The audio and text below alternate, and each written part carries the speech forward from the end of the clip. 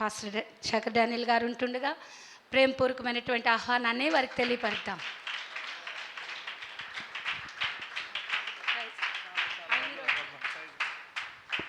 Praise lord అండి. మన ప్రభు అయిన యేసుక్రీస్తు వారి యొక్క దివ్యమైన నామంలో మీకు అందరికీ శుభవందనాలు తెలియచేస్తూ ఉన్నాను. మీరందరూ కూడా సంతోషంగా ఉన్నారు, ఎప్పుడూ దేవుల్లో ఆనందంగా ఉంటారు అనేదే నాకు ఇష్టం. అలా మీరు ఉన్నందుకు దేవునికి స్తోత్రం. ఈ సమయంలో నేను ఒక వాక్య భాగాన్ని నేను మీతో పంచుకోవాలని ఆశ ఉన్నా. మరి నిన్నటి దినమంది ఏ వాక్యాన్ని విన్నాం? ఏమండి, మీరు అమూల్యమైన వాళ్ళు, దేవుడు అమూల్యమైనవాడు. దేవుల్లో ఆలోచన చేస్తే ఏంటో వాళ్ళలాంటి వాళ్ళు మళ్ళీ లేరు అనేది కొంతమంది గురించి మనం విన్నాం. ఎవరు? మోషే లాంటి వాడు, అట్లాంటి ఒక ప్రవక్త ఉండడు. అదొక వాక్యాన్ని మనం విన్నాం. మోషే ఎంత గొప్ప ప్రవక్త అని అంటే నిజంగానండి, ఆయన చాలా ప్రత్యేకతలు కలిగిన వాడై ఉండి కూడా దేవుని కోసం భలే రోషంగా ఉండేవాడు. ప్రవక్త అని అనగానే దేవునితో ఎక్కువ సంబంధాలు కలిగి ఉంటాడని ఏది సంఖ్యాకాండం 12వ అధ్యాయం 6వ వచనంలో మనం చదివాం. అంటే అతను లాంటి వాడు ఎవరు లేరు. యెహోషువ గురించి మనం చదివాం. యెహోషువ ఎవరట? ఆయన ఏమండి 1:5 ప్రకారం చదివితే ఎవ్వరూ అతని ముందు నిలబడలేనంత ప్రత్యేకత గలవాడు. అట్లాంటి మనిషి దేవుని సన్నిధిలో ఒక సందర్భంలో దేవుని తరపున యుద్ధం చేస్తూ ఉంటే చీకటి పడిపోతుందని చెప్పి సూర్యుడిని చంద్రుణ్ణి ఆగు అని అన్నాడో లేదో అవి వచ్చేయి రాకుండా అక్కడే ఆగిపోయినాయట. చాలా ప్రత్యేకమైన విషయాలే మనం విన్నాం. కాకపోతే నేను మిమ్మల్ని అడిగేది ఏంటంటే, ఆ తరంలో ఇలాంటి వాళ్ళు ఉన్నారు. వాళ్ళు మనకేమో నక్షత్రాల్లాగా ప్రకాశిస్తూ ఉన్నారు. వాళ్ళు మనకి హీరోస్ అంటే చాలా స్పెషల్ కలిగిన వాళ్ళు. అబ్రహాం ఉన్నాడు అనుకో, అతను లాంటి వాడు ఎవరున్నారు? అది మనం 6వ అధ్యాయం 57, 58 వచనాల్లో యోహాను సువార్తలో చదివితే అతడు ప్రభువుని చూచి భలే సంతోషించేవాడట. ఏమనబ్బా, మీరు బైబిల్లో చదివితే ఇలాగంటూ కొంతమందిని నేను ఏరి మరీ మీకు నేను తెలియజేశాను. అయితే ఈరోజు ఒక వాక్య భాగాన్ని నేను మీతో చెబుతాను. లూకా సువార్త 15వ అధ్యాయంలో 20వ వచనాన్ని ఒకసారి చదువుతారమ్మా. 20వ వచనాన్ని మనం ఆ ఒక్క వాక్యాన్ని కాస్త చూద్దాం. చూడండి 20వ వచనాన్ని. వాడు ఇంకా దూరంగా ఉన్నప్పుడు తండ్రి అండి వాడిని చూచి కనికరపడి పరిగెత్తి వాని మెడ మీద పడి వాని మెడ మీద పడి ముద్దు పెట్టుకొనెను. ఇది అద్భుతమైన ఒక సమాచారం, అద్భుతమైన ఒక సత్యం. మీరు ఆలోచన చేయండి. అసలు ఇందులో నాకు ఎవరి గురించి బాగా చెప్తే బాగుంటుందబ్బా అని ఆలోచన చేస్తే ఏమో ఈ పిల్లోడి సంగతి అలాగ ఉంచండి. కానీ అట్లాగే దగ్గరున్న ఎవరు పెద్ద అబ్బాయి ఉన్నాడు కదా, ఆ తండ్రికి ఎంతమంది పిల్లలట? 2 పిల్లలు. ఎంతమంది పిల్లలు? 2 పిల్లలు. ఒకడేమో రోడ్డు అవతలకి వెళ్ళి మా డాడీ అట్టాటోడు అని చెప్పి అక్కడ ఇష్టం వచ్చినట్టుగా ఆయన అలా ప్రదర్శించాడు. అవునారా, మీ నాన్న అలాంటి వాడు, అందుకనే వచ్చేసావు నువ్వు అంటే అందుకే వచ్చేసాను. మా నాన్న ఎట్టాటోడో తెలుసా, ఎప్పుడు ఏమన్నా అడిగితే ఇవ్వడు అన్నట్టుగా వాళ్ళ నాన్నగారిని గురించి బదలాం చేస్తున్నాడు అవతల. ఇంకొకడేమో ఇంట్లో ఉన్నాడు. ఇంట్లో ఉండి ఆడేం చేస్తున్నాడు? పోనీ ఆయన ఏమైనా మెచ్చుకుంటున్నాడు ఏంటి? డాడీ నువ్వు ఎంత మంచోడువో అని అనుకున్నా కూడా ఏ రోజైనా నేను ఏదైనా అడిగితే ఇచ్చేవా నాకు అంటే, ఇందులో ఎవరు గొప్పవాళ్ళు అంటే నాకు మీరే చెప్పాలి. ఇప్పుడు తండ్రిని మాత్రం రోడ్డు మీద తిట్టినోడు ఒకడు ఉంటే ఇంట్లో తిట్టినోడు ఇంకొకడు ఉన్నాడు. మరి ఇప్పుడు వీళ్ళిద్దరిలో ఎవరు గొప్పవాళ్ళు? ఎవ్వరు ఏ కాలానికి గొప్పోళ్ళు అని చెప్పడానికి వీలు లేదు. అప్పుడు ఈ లూకా సువార్త 15వ అధ్యాయంలో మనకు తెలిసిన ఒకే ఒక సమాచారం ఏంటంటే, మన తండ్రి ఎలాంటి వాడు అది మాత్రం తెలుసుకుంటే సరిపోతుంది. లూకా సువార్తలో అదే బాగా మీరు ఆలోచన చేయాలి. ఇప్పుడు మన దేవుడు ఎలాంటి వాడు అనేది చెప్పడానికి చాలా ఉన్నాయి. కాకపోతే ఇక్కడ ఇంకొక భాగాన్ని మనం చదువుకోగలిగితే ఎలాంటి తండ్రి అని అంటే 12వ వచనాన్ని మీరు చూడండి. లూకాసు వార్త 12వ వచనంలో ఏమంటాడంటే, తండ్రి ఏం చేస్తున్నాడట, వారిలో చిన్నవాడు తండ్రి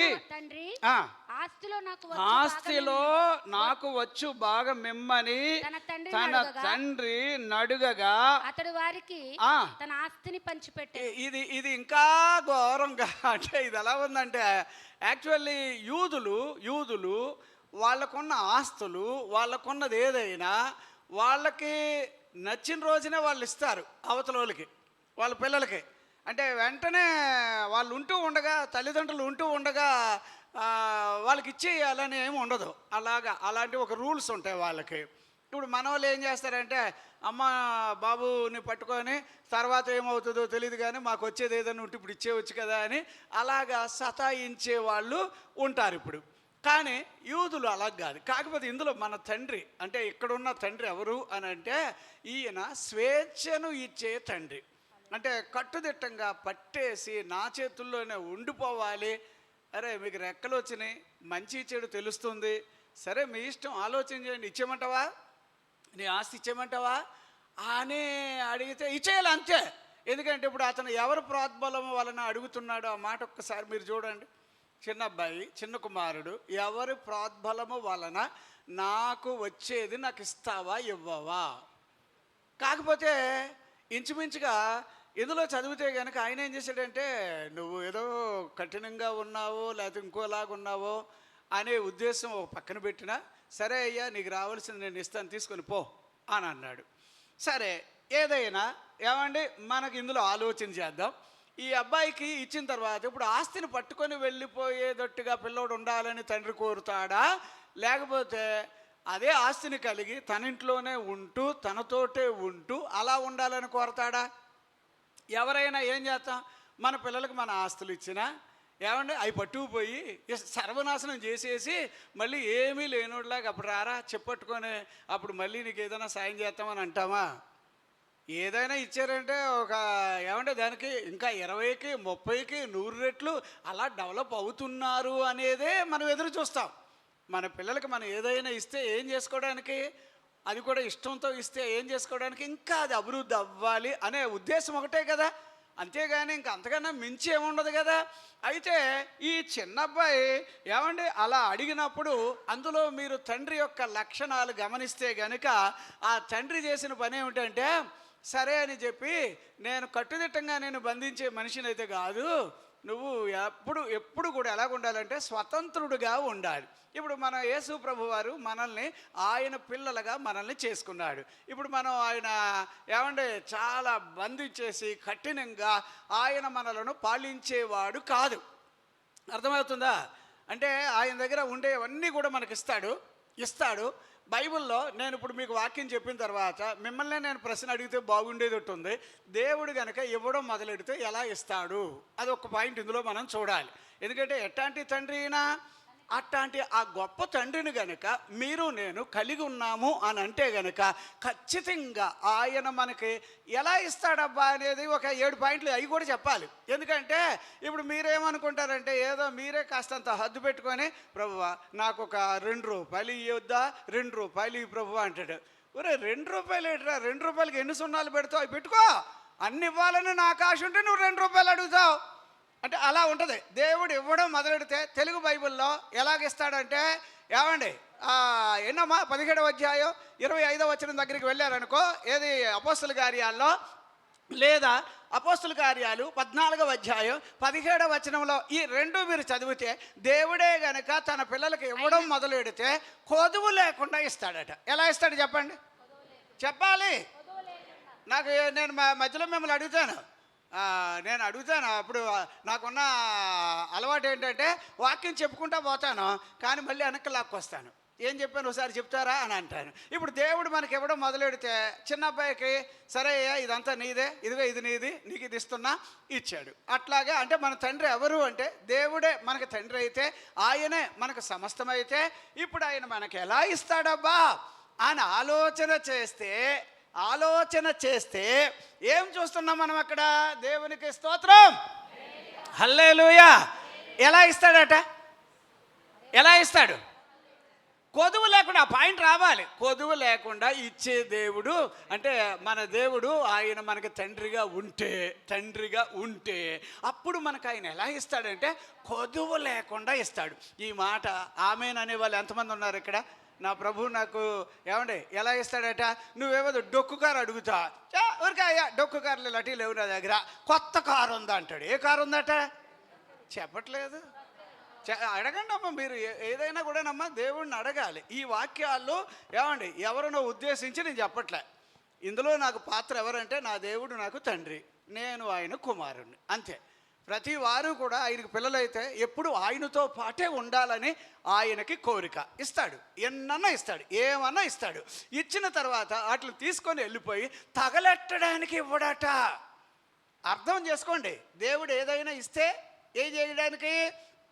తగలబెట్టడానికి కాదు, నాశనం చేయడానికి కాదు. దాని ద్వారా నువ్వు ఇంకా ఎలాగా ఏమండి? ఫర్ ఎగ్జాంపుల్గా 19వ అధ్యాయం 27వ వచనం మత్తయి సువార్తలో చదివితే, ప్రభువా మేము అన్నీ వదిలేసి వచ్చాము, మీరు మాకేమిస్తారు అని అంటే అలా చూశాడు. నిన్నే చెప్పాను కదండి, పేతురు గారు దేవుడి దగ్గర యేసయ్య దగ్గర ఎలా తిరుగుతాడు? బోర్డు ఎట్టుకొని, ఆ బోర్డు మీద ఏం రాసి ఉంటుంది? ఏమీ లేవు. భలే తిరుగుతున్నాడులే. ఏ మూల చూసినా కూడా పేతురు గారు అలా కనిపించేవాడు. చూశాడు ఏమి లేవని ప్రతిసారి ఇలాగ అంటాడని చెప్పి, ఇక పేతురు ఇలాగైతే నాలో నీకు పంగు రాదు, భాగం రాదు అని చెప్పి తనని సరిచేసి 100 రెట్లు ఇస్తానని అన్నాడు. దేవునికి స్తోత్రం. అప్పుడు ఎలాగిస్తాడని కొదువు లేకుండా ఇస్తాడు. చెప్పండి, ఒకటి ఎలాగా? ఆయన మనకి తండ్రి. దేవుడు ఎవరు మనకి? చెప్పండి, గట్టిగా చెప్పండి. అప్పుడు ఆయన మనకి తండ్రి అయితే ఆయన పిల్లలకి ఏమి ఇస్తాడు? ఎలా ఇస్తాడు? కొద్దువు లేకుండా. ఎలాగిస్తాడు అబ్బా? వెంటనే అక్కడ ఎందుకైనా మంచి నీ పేరు రాసేసుకో. ఇప్పుడే ఎవరైనా నీకన్నా ముందు రాసేసుకోకుండా నువ్వే రాసుకొని అక్కడ పేరు రాసుకొని, దేవుడు నాకు తండ్రి అయితే నాకు కొదువు లేకుండా ఇస్తాడు. ఏమండి, అలా ఇస్తాడు అనే మాట 1000కి ఎన్నో వేల రెట్లు నేను నిలబడ్డాను. అవును, నా ప్రభు నిజం. నా ప్రభు అలా ఇస్తాడు, అలా ఇచ్చాడు, అలా ఇస్తున్నాడు అనేది నాకు అర్థమైపోయింది. రెండవ పాయింట్లో బైబిల్ వాక్యాల్లో యోహాను సువార్త 10వ అధ్యాయం 10వ వచనంలో పార్ట్ బి చదివితే గనుక అందులో ఆయన మనకి ఎలా ఇస్తాడంటే సమృద్ధిగా ఇస్తాడట. ఎలా ఇస్తాడు చెప్పండి అబ్బా? గట్టిగా చెప్పట్లేదు. సమృద్ధి అంటే ఎలాగా? సమృద్ధి అంటే నా గిన్నె నిండి పొరలాలి. అబ్బా సరిపోతుందండి, ఇంకా కొంచెం తిను బాబా. అదేదో ఒక హోటల్ ఉంటుంది, ఆ కాకినాడ హోటలు, అది సుబ్బయ్య హోటలా. ఎప్పుడైనా వెళ్ళారా? అక్కడికి వెళ్ళారు అనుకో, భోజనానికి కూర్చున్నాం అనుకో, వాళ్ళెవరో ఒకడు వస్తాడు, ఇలా వేసేస్తాడు, ఇంకొకటి వచ్చి ఏదో పెట్టాడు, మళ్ళీ ఇంకొకటి వచ్చి పెడతాడు.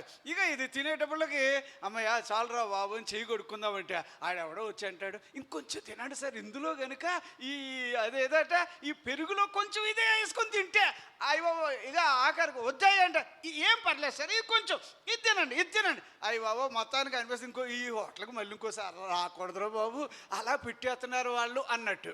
అంటే నేను అంటున్నా, దేవుడు మనకి పెడితే గనుక ఇస్తే గనుక ఒకటి కొదువు లేకుండా. ఎలాగమ్మా అంటే అప్పుడు ఆయన ఎవరు? మనకి తండ్రి. అప్పుడు ఆయన పిల్లలు ఎలా ఉండాలని వాళ్ళు చాలా అమ్మ నేను ఈ వాక్యంలో నుంచి కొంచెం కోపం వచ్చేటట్టుగా ఓ పాయింట్ చెప్తాను.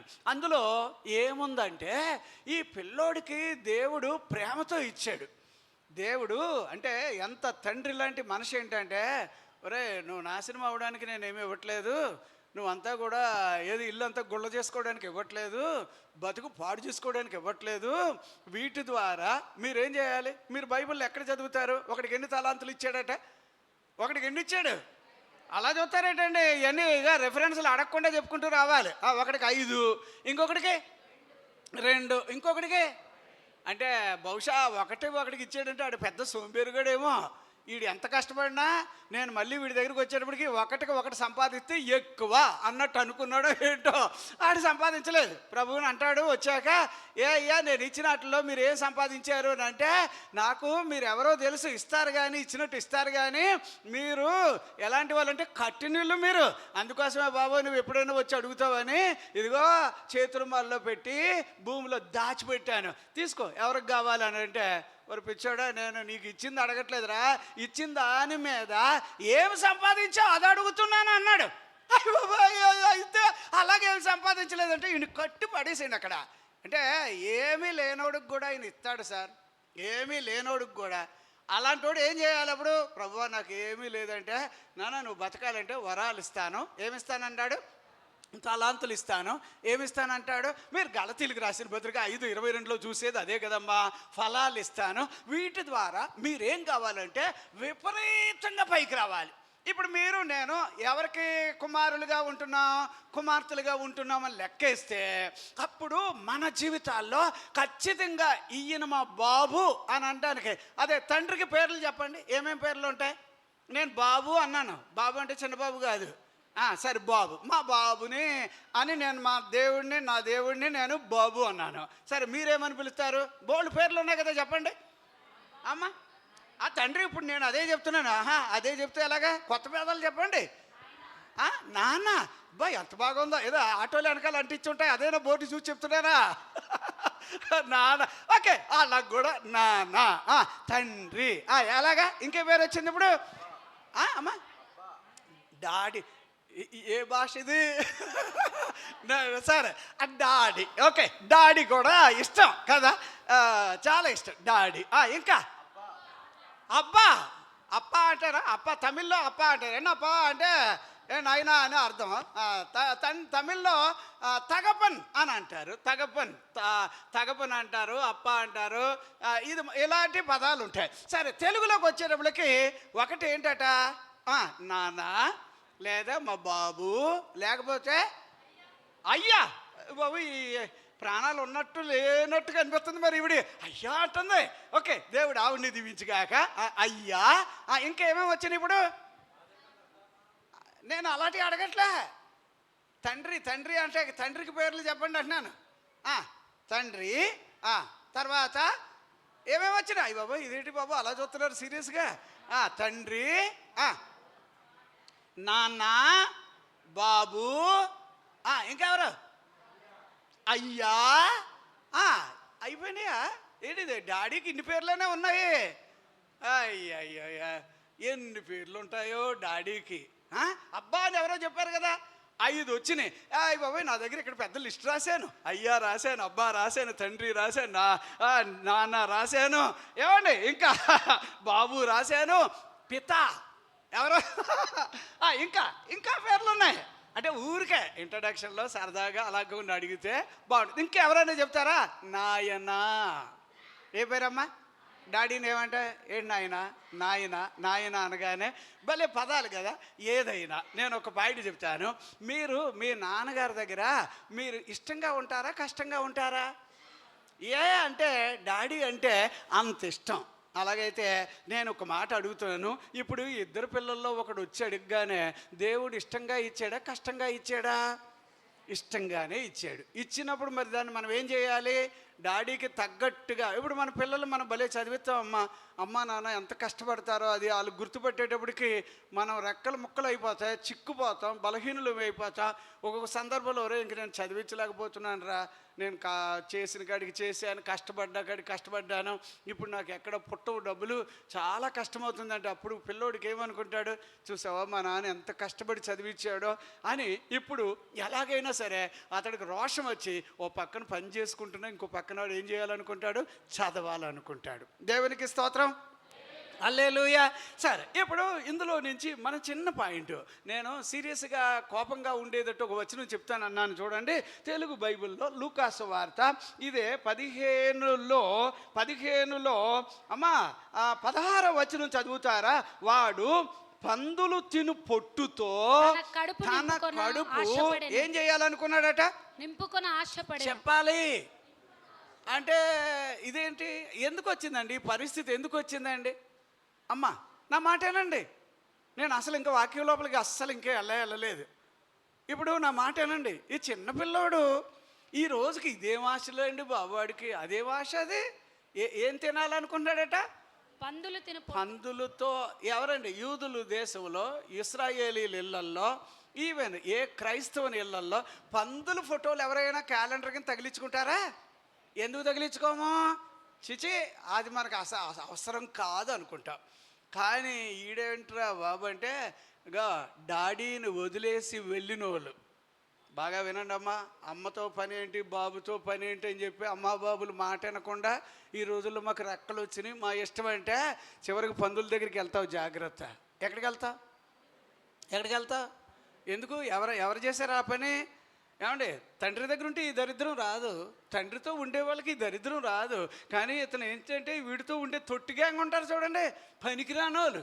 ఏమంటే పుచ్చొట్టిన వాళ్ళు ఉంటారు. ఇలాంటి వాళ్ళు అడిగి చేరి రే అక్కడ ఫ్లైట్ ఎక్కుదాంరా, ఇక్కడికి ఎక్కుదాంరా, అక్కడికి వెళదాంరా అంటే అక్కడ మా డాడీ దగ్గర నేను టోపీ వేస్తున్నాను, మా డాడీకి ఎట్టగొలగా ఖాళీ చేస్తా, ఎట్టగొలగా ఏది మా డాడీకి మొత్తానికి కష్టం పెట్టు, ఏదో నా వాట నేను అట్టు పోతా అని వచ్చాడు.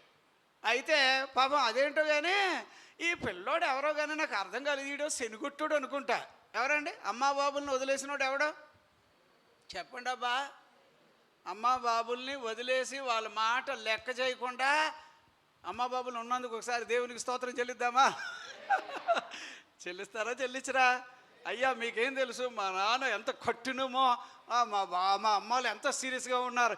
ఏమో వాళ్ళు ఎంత సీరియస్గా ఉంటే ఏమన్నావని, నువ్వు కూతురు అయితే కొడుకు అయితే వాళ్ళ చెప్పు చేతుల్లో ఉండి తీరాలి, వాళ్ళ కోసం ప్రార్థన చేయాలి, దేవుడు వారిని సరి చేస్తాడు. దేవునికి స్తోత్రం. హల్లెలూయా. సరే, ఇప్పుడు ఈ పిల్లోడు అమ్మ నాన్న అంటే డాడీని వదిలేసి డైరెక్ట్గా వెళ్ళిపోయాక ఏ ఊరిలో దిగాడో? ఫ్లైట్లో సూటు బూట్ వేసుకుని దిగాడు. వీడితో పాటు గ్యాంగ్ వేసుకుని వెళ్ళాడు. అక్కడికి వెళ్ళగానే అక్కడ ఒకవేళ ఎవరైనా హోటల్ ఉందనుకోండి, హోటల్కి వెళ్ళగానే ఏ బాయ్ ప్లేట్ ఇడ్లీ ఎంత అన్నారనుకో, ప్లేట్ ఇడ్లీ 50 రూపాయలండి అని అంటే 50 రూపాయలా అంటే వీడేమంటే మేము 100 రూపాయలైనా ఇస్తాం. ఎవడు బాబు సొమ్ము ఇది? ఎవడు బాబు సొమ్ము అండి? 100 రూపాయలైనా ఇస్తాం. ఇక చూడు ఈడేదో పెద్ద పార్టీ అనుకుంటా బాగానే ఇచ్చేటట్టున్నాడు అని చెప్పేసి ఏమండి చీటికి వాటికి ఏమంటారు అక్కడ తిరిగే వాళ్ళు ఉంటారు చూడండి, సప్లై చేసేవాళ్ళు తెగ పరిగెడుతుంటే ఆడికి ఎంత ఆనందమో. కాకపోతే ఏమంటే ప్లేట్ ఇడ్లీ 50 రూపాయలు అయితే వాడు టిప్స్ ఇస్తారు చూడండి, పెద్ద స్టైల్గా. హోటల్కి వెళ్ళిన వాళ్ళు ఏం చేస్తారు, అక్కడ తినేసిన తర్వాత 10 రూపాయలు 20 రూపాయలు ఇస్తే పర్లేదంటే అది ప్రెస్టేజ్. ఒక్కోసారి 1000 రూపాయలు ఇచ్చేస్తారు, 500 ఇస్తారు. అదేం దేవుడేం మెచ్చుకోడు. అర్థమైందా? అలా చేసేవాళ్ళని దేవుడు ఏం చేయడు, మెచ్చుకోడు. కష్టానికి తగ్గదు ఏదైనా ప్రేమ, ఏదైనా సంతోషంగా పెట్టదు. కాకపోతే ఈడెక్కడోడు కానీ ప్లేట్ ఇడ్లీ 50 రూపాయలు అయితే ఈడు ఇంకా ఎక్స్ట్రాగా ఒక 100 రూపాయలు ఇచ్చేస్తున్నాడు. ఏముందో ఆడు బాబు సొమ్మ? ఏమైనా కష్టపడ్డా? ఈవిడేమైనా సంపాదించాడా? అన్నీ వాళ్ళ నాన్నగారు తెచ్చి కష్టపడి పోగు చేసి పెడితే దాన్ని తగలెట్టడానికి మాత్రం ఈ శనిగొట్టోడు ఒకటి దొరికాడు. ఏమంటే ఎక్కడికి వెళ్ళినా ఇలాగే చేస్తున్నాడు. కానీ అనతి కాలంలోనే అతడు ఏ ఊరిలో తిరుగుతున్నాడో, ఏ ప్రాంతాల్లో ఉంటున్నాడో అక్కడ ఇలాంటోడికి బుద్ధి నేర్పాలని దేవుడే, అంటే ఆయన ఇక్కడ తండ్రి కూడా ఆయనే, వాడికి బుద్ధి నేర్పాలని ఏం చేశాడో తెలుసా? అక్కడ ఉన్న చెట్లన్నిటికీ ఆర్డర్ ఇచ్చాడు. ఏంటంటే ఇక మీదట మీరు కాయలు కాయొద్దు అన్నాడు. ఏం కాయొద్దు? అప్పుడు నారింజకాయలు లేవు, ఫ్రూట్స్ లేవు. ఏమంటే బయట మనం కొనుక్కుంటున్నాం కదా ఫ్రూట్స్, అలాంటివి ఏమీ లేవు. సరే మళ్ళీ ఏదైనా తిందామని అనుకుంటే ఏమంటే హోటల్లో ఏమి ఉండట్లేదు. ఎందుకంటే ఈ శనిగొట్టోడు వల్ల ఆ ఏరియాకి ఏమొచ్చిందో తెలుసా? ఏమొచ్చింది? అబ్బా ఎవరబ్బా చెప్పారు? కరువు వచ్చిందట. అమ్మ బైబిల్ వాక్యాలు చెప్తున్నా, అమ్మని బాబుని వదులుకొని తిరిగే వాళ్ళు ఒక రకంగా ఉంటారు. కానీ ఇక్కడ వాక్యం ఏంటంటే దేవుణ్ణి వదిలిపెట్టి తిరిగిన వాళ్ళు అందరూ కూడా ఇంచుమించుగా నేను అనుకుంటాను వాడు ఏమన్నా సంపాదించుకొని కరువు ఆసిపోతాడు. ఆఖరికి కరువు వచ్చిందట. కరువు రావడం అలాగ ఉంచండి. ఈ కరువుతో పాటు అతనికి ఇప్పుడు ఆశలు ఎలాంటివి పుట్టినాయి? యాక్చువల్లీ ఎవరైనా ఎలాగ ఉండాలి, ఏ లెవెల్లో ఉండాలండి? ఆస్తులు అంతస్తులు కలిగిన వాళ్ళు. ఇప్పుడు యేసు ప్రభుని నువ్వు దేవుడిగా, ప్రభువుగా, రక్షకుడిగా కలిగి ఉన్నావంటే అప్పుడు నీ లెవెల్ గొప్పదా తక్కువ కదా? గొప్పగా ఉంటుందా? ఏమన్నా లెవెల్గా ఉంటారా? ప్రభువుని బట్టి నువ్వు గర్వించేటట్టు ఉన్నావా? వీరు దేవుడిని చెప్పుకోవడానికి దేవుడు వారిని చూచి సిగ్గుపడ్డట. అర్థమవుతుందా? అంటే నేను అంటున్నా, ఇప్పుడు ఈ అబ్బాయి వల్ల తండ్రిని వదిలేశాక వాడికి ఆలోచనలు ఎలా వచ్చినాయి అంటే ఏమీ లేదండి, వెళ్ళిపోయి పందులతో ఉండాలనుకున్నాడట. ఏమంటే ఎవరితో ఉండాలనుకున్నాడట? తండ్రి అయిన దేవుణ్ణి వదిలిపెట్టిన ప్రతి వాడికి గతి ఏంటంటే, నువ్వు ఉన్న ఏరియాలో కరువు వస్తుంది, నువ్వు ఉన్న ఏరియాలో లోపాలు వస్తాయి, నువ్వు ఉన్న ఏరియాలో దరిద్రం వస్తుంది. అది మాత్రమే కాదు, ఇక్కడ వాక్యంలో చదివితే ఎట్లా ఉందబ్బా అంటే, ఇక్కడ తెలుగు బైబిల్లో ప్రకారంగా అక్కడ చూడండి సార్, వాడు పందులు తమ పొట్టుతో తన కడుపు నింపుకొన ఆశపడను గాని ఎవడును వానికి ఏమీ ఇయ్యలేదు. అదేంటి, అక్కడ పందులు ఏ పంది ఇవ్వలేదని రాయాలి కదా, ఏ పంది కూడా ఏం చేయట్లేదట. కానీ అక్కడ తెలుగులో రాశాడు ఎవడును. జాగ్రత్త, తండ్రి అయిన దేవుణ్ణి వదిలిపెట్టి వెళ్ళినోడికి ఏమవుతుందంటే, వాడు పందులతో బతకడానికి వెళ్తే అవి కూడా చిచ్చి ఎందుకు వచ్చావురా నువ్వు మాతో ఉంటానంటే అవి కూడా చోటు ఇవ్వట్లేదట. కానీ బైబిల్లో ఇంకో మాట ఏముందో తెలుసా, వాడికి ఏం ఆశ పుట్టిందట, పందులు తినే పొట్టు. అంటే ఆ ఓనర్ గారు చాలా కరువులో కూడా పందులకి యాపిల్ ఫ్రూట్స్ వేస్తున్నాడు, డ్రై ఫ్రూట్స్ వేస్తున్నాడు. ఏమంటే ఖరీదైన మనం అనుకుంటున్నాం అంటే, ఇప్పుడు నిజమేనబ్బా ఇవన్నీ ఇలాగే చదువుతూ ఉంటే ఇవన్నీ చేస్తాడు. అయ్యి బాబోయ్, మా పందుల ఆసామి గారు ఎంత బాగుంటాడు అంటే, పందుల ఆసామి ఎవడో కాదు, సైతాన్ గాడు. ఎవడండి చెప్పరా, సైతాన్ గాడే. అప్పుడు వాడు భలే పెడతాడంటే, ఏమండి ఆడు ఒక్కొక్కరు పందుల్లో మేపుతాడు. అందుకే చూసారా, అక్కడక్కడ మనం చూస్తాం కొంతమంది అదేంటో ఇట్లాగా ఇంతలా ఉండి ఆ అడ్డ మీద కూర్చుంటారు, బెదిరించినట్టు ఉంటారు. వాళ్ళందరూ మీరు చూడండి ఎలా ఉంటారు. కానీ నేను అంటాను, సైతాన్ గారి చేతిలో ఉంటే వాడి దగ్గర ఉండేది మనుషులు కాదట, మనుషుల్లాగా వాళ్ళు పందుల్లాగా కనిపిస్తున్నట్టు అయిపోయారు. ఇక్కడ పందుల్లాగా ఆ పందుల దగ్గరికి వెళ్ళి ఏదో బతుకుతావంటే, అబ్బాబే ఎంతైనా నేను కొంచెం అటు ఇటు చూస్తుంటే నువ్వు దేవుని మనిషి, నువ్వు వేరే మనిషి అన్నట్టు గుర్తొచ్చేస్తుంది. అప్పుడు ఏం చేశారంటే, ఏమి చోటు లేదంటే, అప్పుడు ఆ వానర్ అంతా ముందు ఈ పిల్లోడు ఏమనుకున్నాడంటే, అక్కడ తండ్రిని వదిలేసి వచ్చినా కూడా ఏమైనా ఈ పందుల ఆశయం చాలా ఖరీదైనోడు, ఎందుకంటే ఇంత కరువులో కూడా వాటికి ఫుడ్ బాగా పెడుతున్నాడు కాబట్టి కనీసం ఆ పొట్టున్నా తిందామంటే పందులన్నీ ఓ రోజు కంప్లైంట్ ఇచ్చి ఉండాలి. ఎవరికి? ఆ పందుల ఆసామికి. సార్ వీడు ఎవరినో తీసుకొచ్చారు కానీ వీడు ఏకంగా మా ప్లేట్లో లాక్కుందామని చూస్తున్నాడు, మా ప్లేట్లో తీసుకొచ్చా ట్రై చేస్తున్నాడు, ఇక ఎలాగైతే మా వల్ల అవ్వట్లే, ముందు ఆయన బయటకు గంటేసేయండి అని కంప్లైంట్ ఇచ్చి ఉండాలి పందులన్నీ కలిపి. దేవునికి స్తోత్రం, హల్లెలూయా. కోపంగా ఏమనుకోకండి అమ్మ, దేవుడిని వదిలేసి వెళ్ళిన బతుకులన్నీ ఇలాగే ఉంటాయి. చాలామంది ఏదో గడించా అది ఇది అనుకుంటారు కానీ ఏమి లేదండి. చాలామంది నేను చూశాను, ప్రభు దగ్గరికి వస్తారు, ఏరు దాటాక తెప్ప తగలేసినట్టుగా వాళ్ళ పని లేదు, అయిన తర్వాత ఇక్కడ దేవుడితో పని ఏంటని చెప్పి వేరుగా ఉండడానికి ట్రై చేస్తారు. మీరు బైబిల్లో యావరేజ్గా మీరు చూడండి సార్, ఇలాగ వెళ్ళిన వాళ్ళంతా. ఇప్పుడు నయోమి గారు వెళ్ళారండి, ఎలాగెళ్ళిందమ్మా? వెళ్ళేటప్పుడు బోళ్ళంతా లోడ్ వేసుకొని వెళ్ళింది, సేమ్ ఈ పిల్లోడిలాగే. దేవుడిని వదిలేసి వెళ్ళిపోయిందండి. వెళ్ళిపోయి అదేదో ఎవరట, మోయాబు దేశమా, ఎడ్ల బళ్ళు 4-5 ఎడ్ల బళ్ళు లోడ్ దింపింది ఆ రోజు. ఇది మా పెద్ద అబ్బాయిది, ఇది ఇంకో అబ్బాయిది, ఇదిగో ఇది మాది, మా సార్కి ఇష్టమైన లోడ్లన్నీ దింపిన తర్వాత చూడండి ఎన్ని రోజులు ఏమైపోయినాయట, అన్నీ పోయినాయట. ఏమంటే అతడు అక్కడ చచ్చిపోయాడట యజమాని, పిల్లకాయలు అక్కడ ఏమయ్యారట. అమ్మ, దేవుడి చేతిలోంచి దేవుడిని వదిలిపెట్టి వెళితే ఇలాంటి కష్టాలు ఉన్నాయబ్బా. కాడి మీద చేయబెట్టి ఎక్కడ తిరగకూడదు, వెనకకు. అమ్మ, ఏదైనా సరే లాభం ఉండే నష్టం ఉండే అంటే దేవుడి దగ్గరికి వచ్చాక నా లాస్ అవుతానని చెప్పడానికి అస్సలు ఒక వచనం లేదు.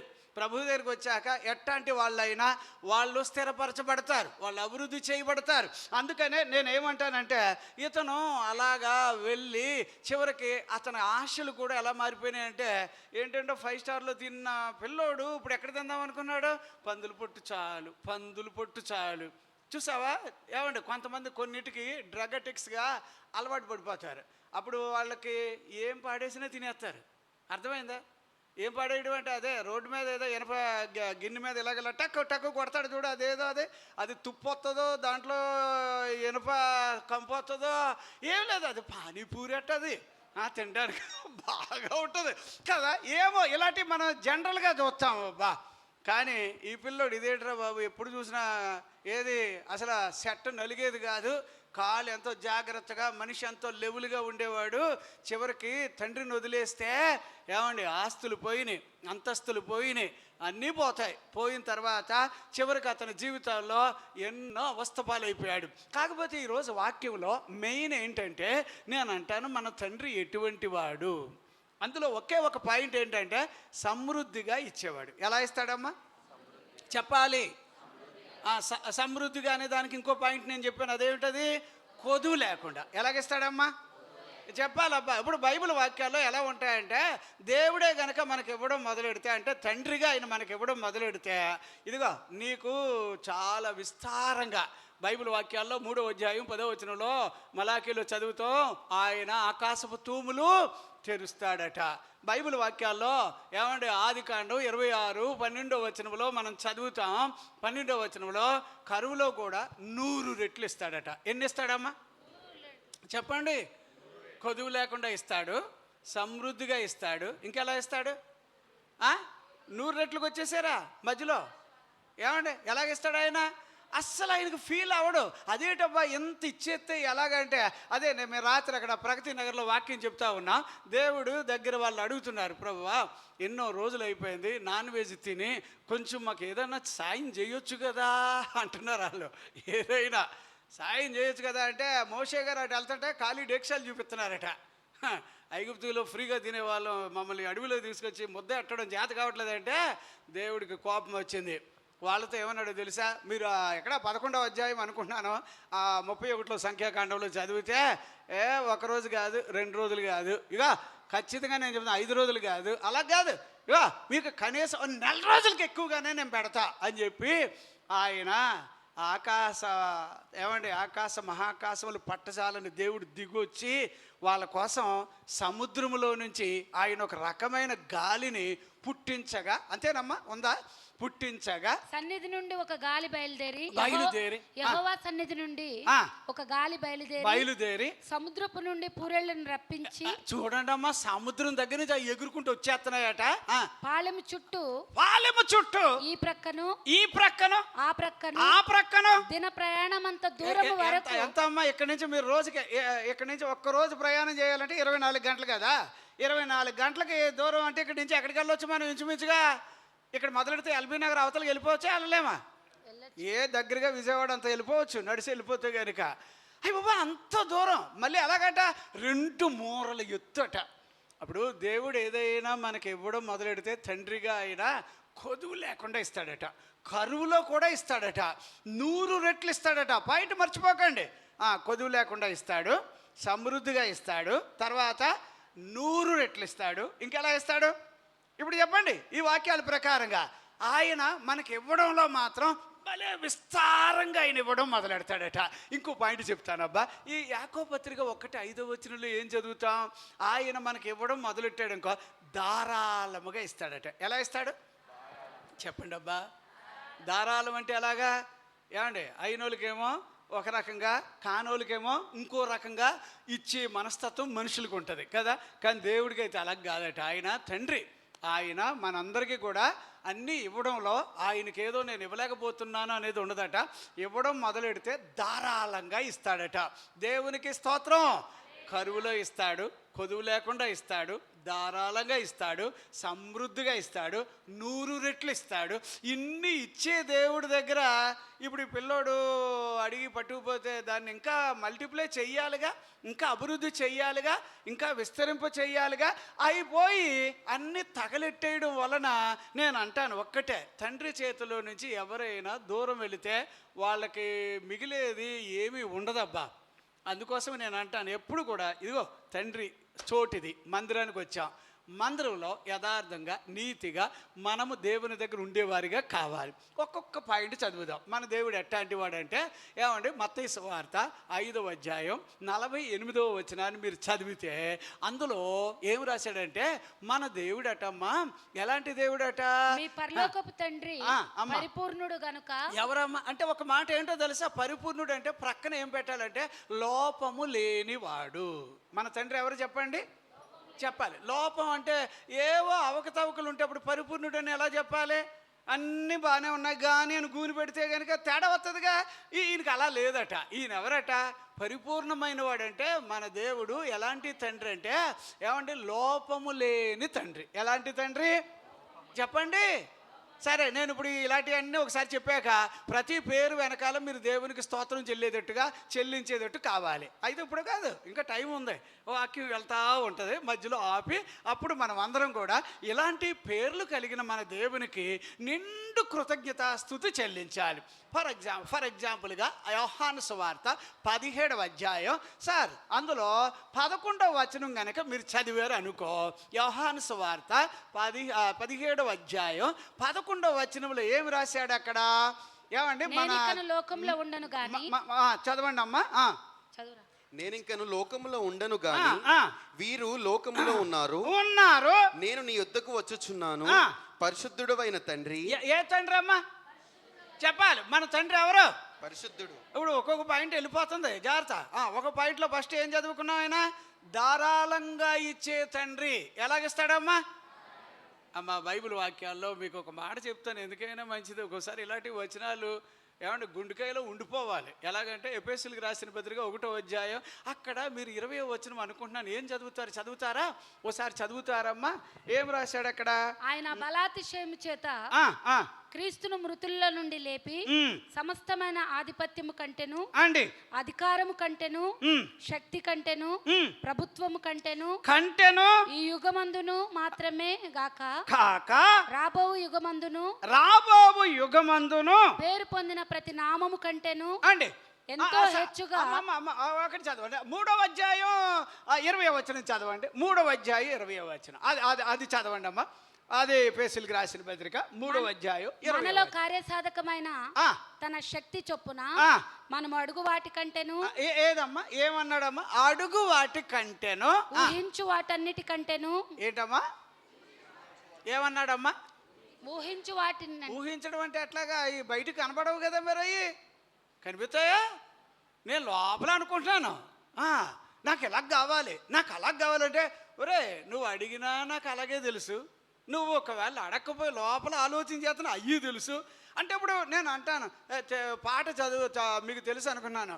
అడుగు వాటి కన్న ప్రభువు అత్యధికముగా చేయును, అడుగు వాటి కన్న ప్రభువు అత్యధికముగా చేయును, అడిగే బోయజు ఆ సహోదరి, అడిగే బోయజు ఆ సహోదరి అతని దయను పొందెను, సహోదరా సహోదరి సాగుమా ప్రభు సేవలో, సత్యమైన పురములో. ఏది అడిగినా కూడా అడిగిన దానికన్నా ఎలాగిస్తాడట ఆయన? ఊహించు వాటికన్నా ఎలాగిస్తాడట ఆయన? అత్యధికముగా. అత్యధికం అంటే ఎలాగ సార్? ఇప్పుడు వాక్యంలో అన్నీ చూడండి, ధారాళం, 100 రెట్లు, ఇవన్నీ చిన్న చిన్న పదాలు అనుకుంటారేంటి? సమృద్ధి, బాబోయ్ ఇవన్నీ చదువుతుంటే కొరత లేకుండా, అయ్యో ఇదేంట్రా బాబు అంటే అది తండ్రి అంటే అది. దేవునికి స్తోత్రం, హల్లెలూయా. ఏమైనా మీరు ఈరోజు ఈ వాక్యంలో కాస్త గట్టి పట్టుబట్టేసి నిజంగా ఆయన మనకి తండ్రి. అదే ఎఫెసీయులకు రాసిన పత్రిక ఇందాక నేను చెప్పానుగా 1వ అధ్యాయంలో సార్ 3వ వచనం ఒకసారి చదవండి అమ్మ. 3వ వచనం అందులో ఏం రాశాడు? మన ప్రభువైన యేసుక్రీస్తు యొక్క తండ్రియగు దేవుడు స్తుతింపబడును గాక. ఆయన క్రీస్తు యందు పరలోక విషయములలో ఆత్మ సంబంధమైన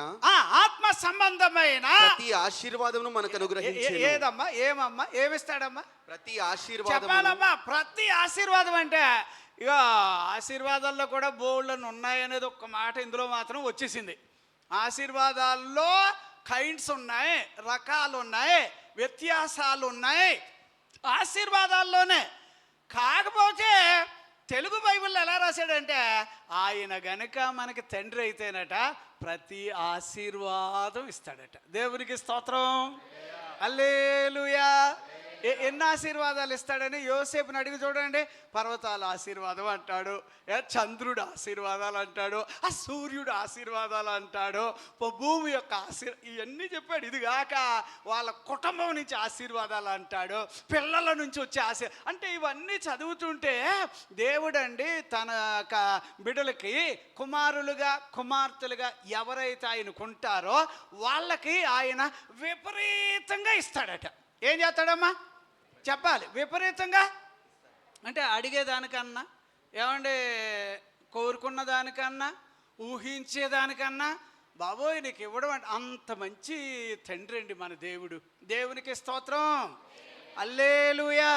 ఎప్పుడైనా మీరు కొంచెం మనసులో పెట్టుకోండి, ఇలాంటి దేవుడు మనకి తండ్రిగాను ప్రభువుగాను దేవుడిగా ఉన్నందుకు గర్వించాలి మనం. అంటే యాక్చువల్లీ ఓల్డ్ టెస్టమెంట్ ప్రకారంగా దేవుడిని తండ్రి అని పిలవడానికి భయం వేసేది.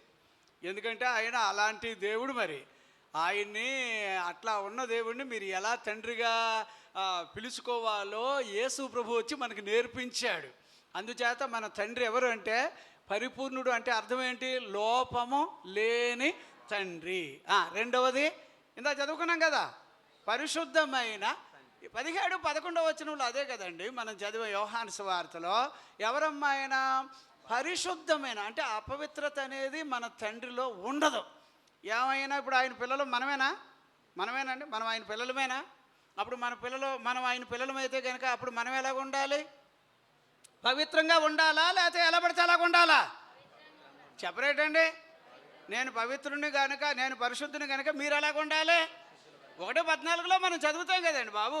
ఏమండి పేతురులో చదువుతాం. నేనేమంటున్నానంటే ఆయన ఏమండి ఈ విధంగా మనకి చెప్పినప్పుడు ఇలాంటి తండ్రికి తగ్గ కొడుకుగా కూతురుగా మీరు నేను బ్రతికి తీరాలి. దేవునికి స్తోత్రం. ఇప్పుడు ఇలాంటి దేవుడి కోసం మనం బ్రతుకుతున్నాం కదా, ఈయనే నాకు తండ్రి అంటున్నాము. బైబిల్లో దావీదు గారే ఈ సీక్రెట్ గుర్తుపట్టేశాడు. దావీదు గారిని మీరు ఎట్టన్నా చూడండి, డైరెక్ట్గా దేవుడిని నువ్వే నా తండ్రివి అన్న ఆ మాట ఈయన అంటాడు. దావీదు గారు నా కోట అన్నాడు, నా శృంగం అన్నాడు, నా శైలం అన్నాడు, నా ప్రాపకుడు అన్నాడు, నాకు ఏదున్నా కూడా నువ్వే అని ఏదో పిల్లోడు తండ్రిని అడిగినట్టుగా అన్నీ అడుక్కుంటూ ఉండేవాడు. దేవుడికి కూడా నేను నీకు ఎలా తండ్రి ఉన్నానో మీ అబ్బాయికి కూడా నేను తండ్రిగా ఉంటానో అది కూడా చెప్పాడు ఆయన. అందుచేత ఏమండి ఇప్పుడు దేవుడు మనకి తండ్రిగా ఉంటున్నాడు. తండ్రిగా ఉంటే గనక ఆయన మనకు ధారాళముగా ఇచ్చునుగాక, ఇస్తే గనక వాటిని పాడు చేసుకోకూడదు. అర్థమైందా? ఇప్పుడు చూడు సార్, నాకు వాక్యం చెప్పడానికి అదొక భాగ్యం ఇచ్చాడు. మీరు నమ్మండి, నాకు వాక్యం చెప్పడానికి ఒక భాగ్యం ఇచ్చాడు. ఆ భాగ్యం ఎలా వచ్చింది అని అంటే మా దగ్గర అంటే మీకు కూడా తెలుసు చార్లెస్ వివేకానంద్ గారు ఉండేవారు ఇక్కడ. మన చర్చికి ఎక్కువగా వాక్యం చెప్పడానికి వచ్చేవారు. ఆయన 99% హైదరాబాద్ వస్తే నా ఇంట్లోనే ఉండేవాడు. నేనేం చేసేవాడిని అంటే అయ్యగారి దగ్గర, అప్పుడు నాకు అయ్యగారు అంటే నాకు భయం. ఒక్కసారి కొట్టాడు నన్ను. కొడితే నాకు అప్పటి నుంచి నేను ఇంకా ఈయనకి నేను తర్జుమా చేయకూడదు అనుకున్నాను. ఎందుకంటే ఆయన అంత గట్టి మనిషి, అంత ఖచ్చితంగా వాక్యం చెప్తాడు. ఒక్కొక్కసారి 5 వాక్యాలు చెప్పేవాడు.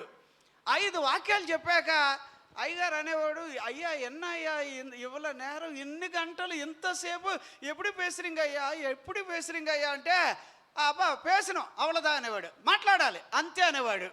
అరే ఎలాగరా బాబు, ఒక్కొక్కసారి మాకు భోజనం కూడా ఉండేది కాదు, అట్టా వాక్యం చెప్పేవాడు. కాకపోతే ఒక్కొక్కసారి ఎంత టైర్డ్ అయిపోయాక ఇంటికి వచ్చాక ఏదో ఆయనకి ఏదో కొంచెం సాంబార్ వేసో ఏదో కాస్త ఒక ముద్ద పెట్టి అయ్యగారు మీరు రెస్ట్ తీసుకోండి అంటే సరే నీకు పోయి తూంగు అనేవాడు, నువ్వు పోయి పడుకో అనేవాడు. నాకు అనుమానం వచ్చేది, ఈయన పోయి పడుకోమంటున్నాడు కదా, నేను వెళ్ళిపోయి పడుకోవడానికి వెళ్ళేవాడిని. కానీ ఎందుకో నాకు పెద్ద ఆయన వచ్చాడు మన ఇంట్లో, ఆయన తండ్రిలాగా ఉన్నాడని చెప్పి నేను ఒక్కోసారి వెళ్ళి చూద్దామని వెళితే కళ్ళల్లో నుంచి వేడిగా అంటే ఏడుస్తూ ఉండేవాడు. బైబిల్ పెట్టుకొని ఏడుస్తూ ఉండేవాడు. నాకు అర్థమయ్యేది ఒక్కోసారి ఈయన మనిషా కాదా అన్నంత భయం వేసేది ఆయన దగ్గరికి వెళ్ళటానికి. అప్పుడు నేను అనుకున్నాను, అయ్యా దేవా ఈ పెద్దయ్య గారిని మేము గుర్తుపట్టలేకపోతున్నాం, ఏమి ఇవ్వాలో ఇవ్వలేకపోతున్నాం, ఏం పెట్టాలో పెట్టలేకపోతున్నాం, ఏమైనా మీ జ్ఞానం కావాలి, ఈ మనిషి వచ్చాడంటే మాకు భయం వేస్తుంది అనేదట్టు ఉండేది. కానీ ఆయన ఒక్కటే మాట అనేవాడు, ఏ టైంలోనన్నా ఎవరు ఎప్పుడు వాక్యం చెప్పు అంటే వెంటనే అన్నం పెట్టేటట్టు నువ్వు తయారవ్వాలి అని నేర్పించాడు ఆయన. దేవునికి స్తోత్రం. అది నేర్పించాడు ఆయన. నాకు మొత్తం మీద ఎన్నో సంవత్సరాలు ఇక్కడికి వచ్చినా ఆయన నాకు మొత్తం మీద ఎంత ఇచ్చాడు అనుకుంటున్నారు? 10 రూపాయలు ఇచ్చాడు చేతిలో మొత్తం మీద. అంటే ఎన్ని సంవత్సరాలు ఎంత అర్జుమే చేసి ఉంటాను. అది కూడానండి ఆ 10 రూపాయలు ఇచ్చాక ఇలా గిల్లి ఎన్న తమ్మి నన్ను ఎవరో కుడతామో ఉన్నకి అనేవాడు.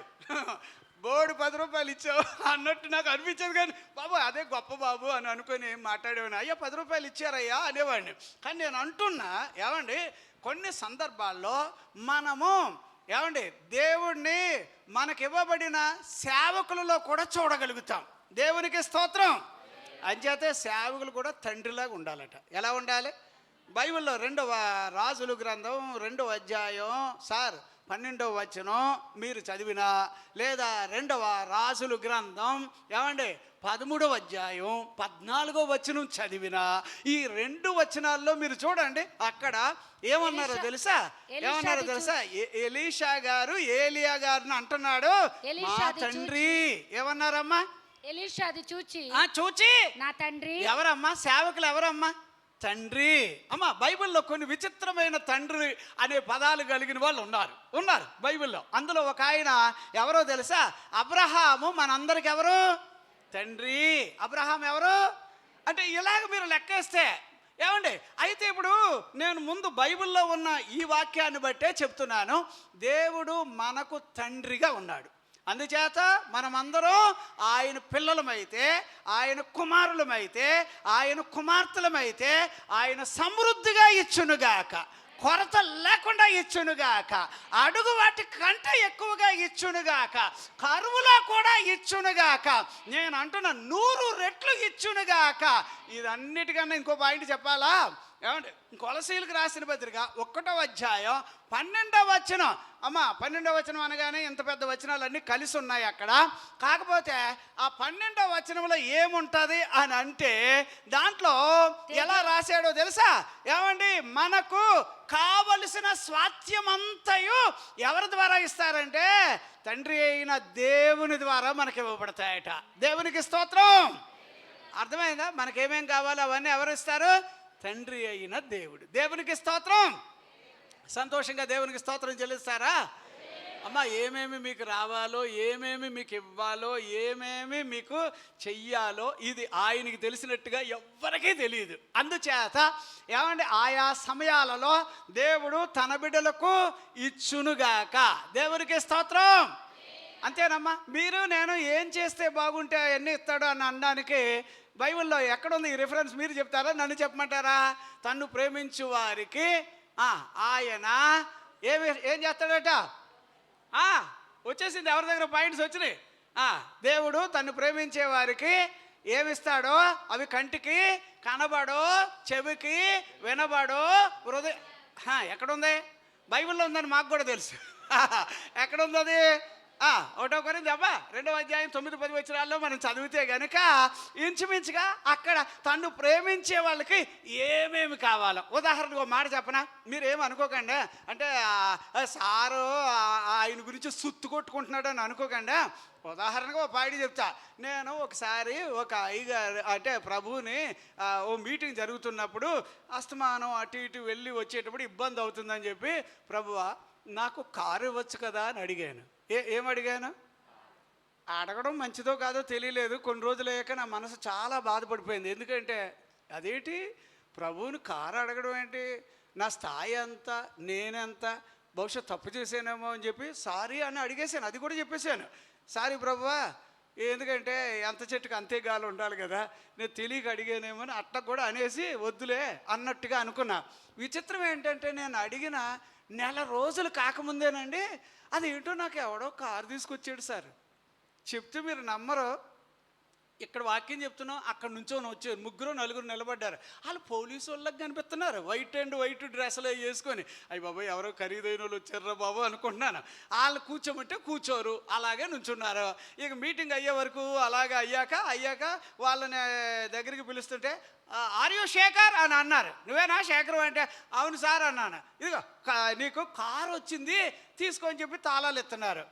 నాకు నమ్మబుద్ధి కాలేదు. అంతట్లో ఎవరెవరో చెప్పారు, లేదు లేదు మీకే వచ్చింది, మీకే ఇస్తున్నారు అని అంటే, నేను సరే తాళాలు తీసుకోవడానికి వెళ్తే నీకు డ్రైవింగ్ వచ్చా అని అడిగారు.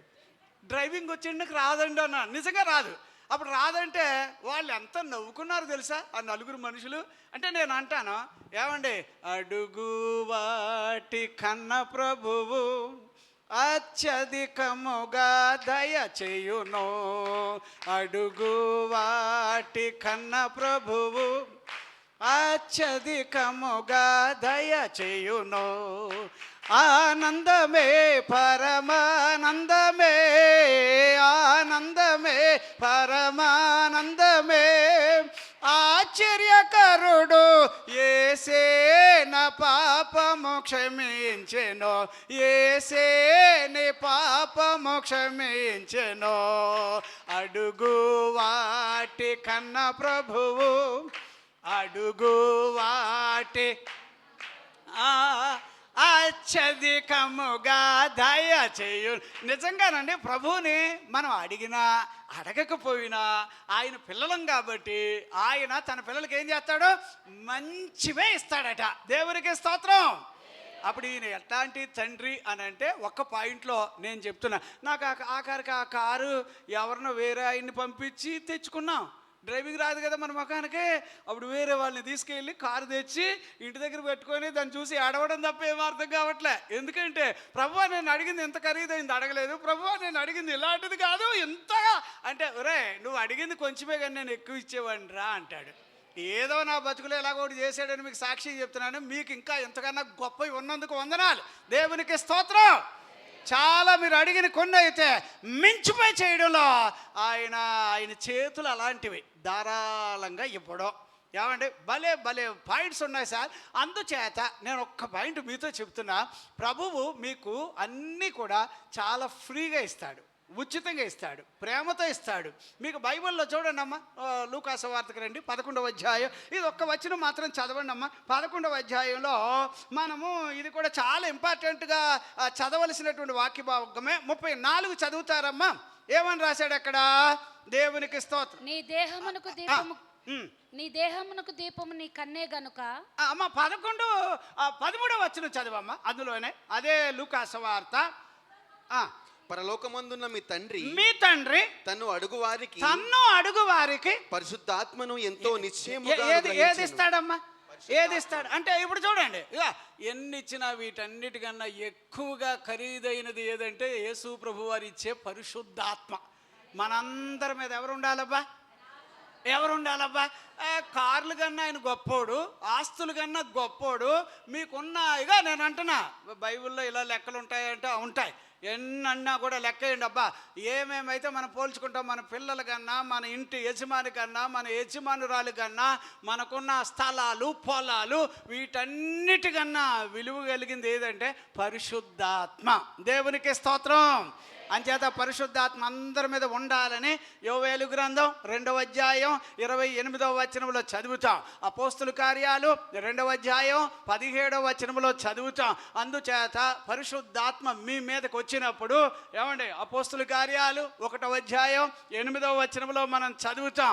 ఏమండి, పరిశుద్ధాత్మ మీ మీదకి వచ్చినప్పుడు మీరందరూ కూడా ఏమవుతారట? బలవంతులైపోతారట, శక్తివంతులైపోతారట. అందుకని నేనేమంటున్నానంటే, ముందు దేవుడు నీకు ఇచ్చే వాటికి రుణపడి బ్రతకడం అలవాటు కావాలి. దేవునికి స్తోత్రం. హల్లెలూయా. ప్రతి వాళ్ళు ఎవరి దగ్గర రావాలి? తండ్రి దగ్గరికి రావాలి. ఎవరి దగ్గర రావాలి? తండ్రి దగ్గర రావాలి. ఎట్లాంటి తండ్రి అని చెప్పాను నేను? పరిపూర్ణమైన తండ్రి అంటే లోపాలు లేని తండ్రి. రెండవది ఎట్లాంటి తండ్రి? పరిశుద్ధమైన తండ్రి. ఎట్లాంటి తండ్రి? పరిశుద్ధమైన తండ్రి. ఎప్పుడు ఆయనలో అపవిత్రత ఉండదమ్మా, చీకటి ఉండదు. ఏమంటే ఆయనలో ఎప్పుడు కూడా అపవిత్రత అనే మాట అస్సలు ఆయనలో ఉండదు. అందుకోసమే నేను అంటాను అమ్మ, 17వ అధ్యాయం 25 చదువుతారా? యోహాను సువార్తలో ఏమి రాశాడో తెలుసా?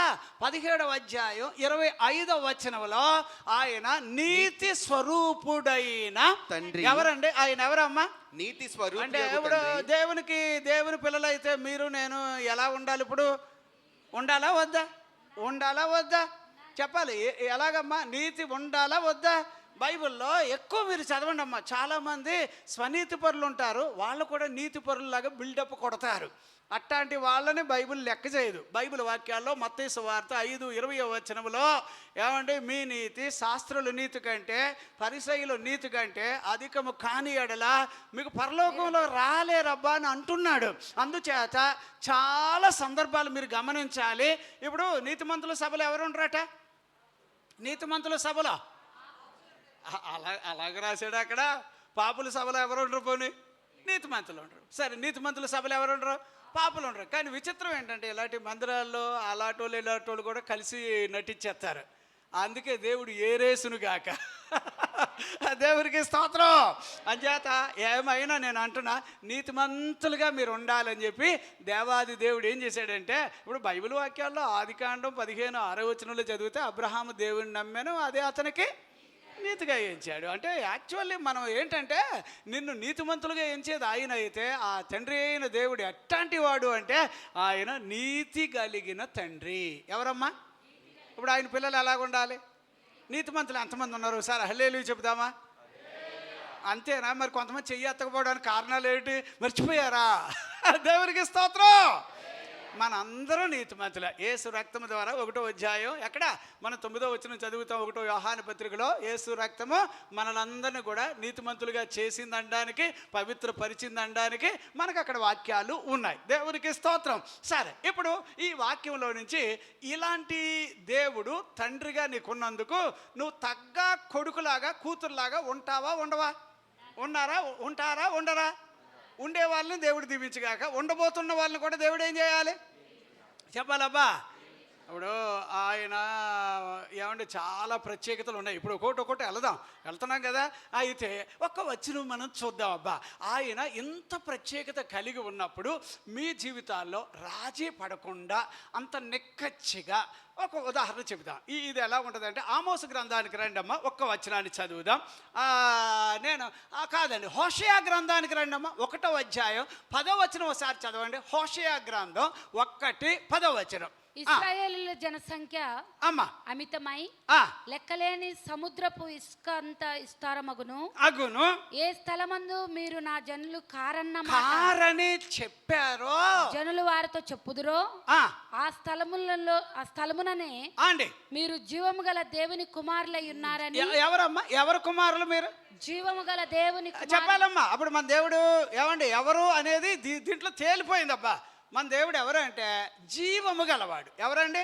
జీవము గల. సరే, ఇప్పుడు ఇలా లెక్కలేసుకొని వెళితే గనక నాకు ఉన్న దేవుడు తండ్రిగా ఆయన ఎలా ఉంటాడంటే, ఆయన అదే అపోస్తల కార్యాలు 3వ అధ్యాయం 15వ వచనం అనుకుంటున్నాను, అందులో చదివితే ఆయన జీవాధిపతి అని వ్రాశాడు. యేసు ప్రభు ఎవరట? జీవాధిపతి. అంటే ఈ వాక్యాన్ని కొంచెం మీరు చూడండి. ఆయన జీవము కలిగిన తండ్రిగా తనుంటే తనకి మీరు నేను ఎలాగ ఉండాలట? ఇప్పుడు చచ్చిన వాళ్ళలాగా ఉండాలా, బతికిన వాళ్ళలాగా ఉండాలా? మనం ఎలాగ ఉండాలి? ఇప్పుడు ఆయన కుమారులు కుమార్తెలు అనగానే మీలో ఏముండాలి? చచ్చు ఉండాలా, పుచ్చు ఉండాలా? ఆ రెండు ఉండద్దు. దేవునికి స్తోత్రం. మీరు దేవునికి జీవము కలిగిన ఆ దేవుని పిల్లలుగా, అదే 2వ కొరింథీయులకు రాసిన పత్రిక 6వ అధ్యాయం అక్కడ మీరు 16 దగ్గర నుంచి మనం వెళితే గనుక ఇవే భాగాలు అక్కడ వ్రాశాడు. ఏమనంటే, ఇక దేవుడు జీవము కలిగిన వాడే తండ్రిగా మీకుంటే, మీరు ఆయనకి కుమారులు కుమార్తెలుగా ఉంటే ఖచ్చితంగా మీరు ఎలా ఉండాలబ్బా అని అంటే అంత ప్రత్యేకమైన వారిగా ఉండాలట. దేవునికి స్తోత్రం. హల్లెలూయా. అందరిలో కలిసిపోవడానికి వీలు లేదమ్మా. అందరిలో కలిసిపోవడానికి వీలు లేదు. అందరితోటి బాయి అనే చేతులు కలిపేసుకొని అందరితో చెత్త చెదారంతో కలిసి ఉండడానికి వీల్లేదు. ఈయన జీవము కలిగిన తండ్రి అయితే వాళ్ళ పిల్లలు కూడా జీవము కలిగిన వారిగా ఉందురుగాక. దేవునికి స్తోత్రం. హల్లెలూయా. ఈ ఒక్క వచనాన్ని కూడా మనం చదవాలమ్మా. ప్రకటన గ్రంథం 1వ అధ్యాయం 6వ వచనాన్ని ఒకసారి చూస్తారా? ప్రకటన గ్రంథం 1వ అధ్యాయం 6వ వచనంలో ఏమంటున్నాడు అక్కడ? మనలను ప్రేమించుచు తన రక్తము వలన మన పాపముల నుండి మనలను విడిపించువానికి మహిమయు ప్రభావమును యుగయుగములకు కలుగునుగాక. యుగయుగములకు కలుగునుగాక. ఆమేన్. ఆమేన్. ఆయన మనలను తన తండ్రి యగు దేవునికి ఏమ్మా ఆయన మనలను తన తండ్రి యగు దేవునికి ఒక రాజ్యముగాను యాజకులుగాను చేయును. దేవునికి స్తోత్రం. ఇప్పుడు ఇక ఆయన తండ్రి అని అనగానే నువ్వు ఎంత స్పెషాలిటీగా ఉండాలో ఆ మాటలు మనం అక్కడ చదవగలుగుతున్నాం. దేవునికి స్తోత్రం. ఇప్పుడు చిన్న కుమారుడు చేసింది ఏదంటే తీసుకొని వెళ్ళిపోయి తగలెట్టేశాడు, సర్వనాశనం చేసేసుకున్నాడు. జీవితం అంతా కూడా తనంతట తానే ఏదో అన్ని మనిగిన ఇస్త్రాకు ఎలాగుంటుందట, అన్నీ మనిగిన ఇస్త్రాకు అణిగి మనిగి ఉంటుంది. ఏ మెరగిన ఇస్త్రాకు ఎలాగుంటుందంట, ఎగిరెగిరి పడుతుందట. నేను ఇస్త్రాకుని అన్నం పెట్టండి, నేను ఇస్త్రాకుని అన్నం పెట్టండి, ఆఖరికి అలాగే ఎగిరెగిరి చిరిగిపోద్ది, అది పనికిరాదు.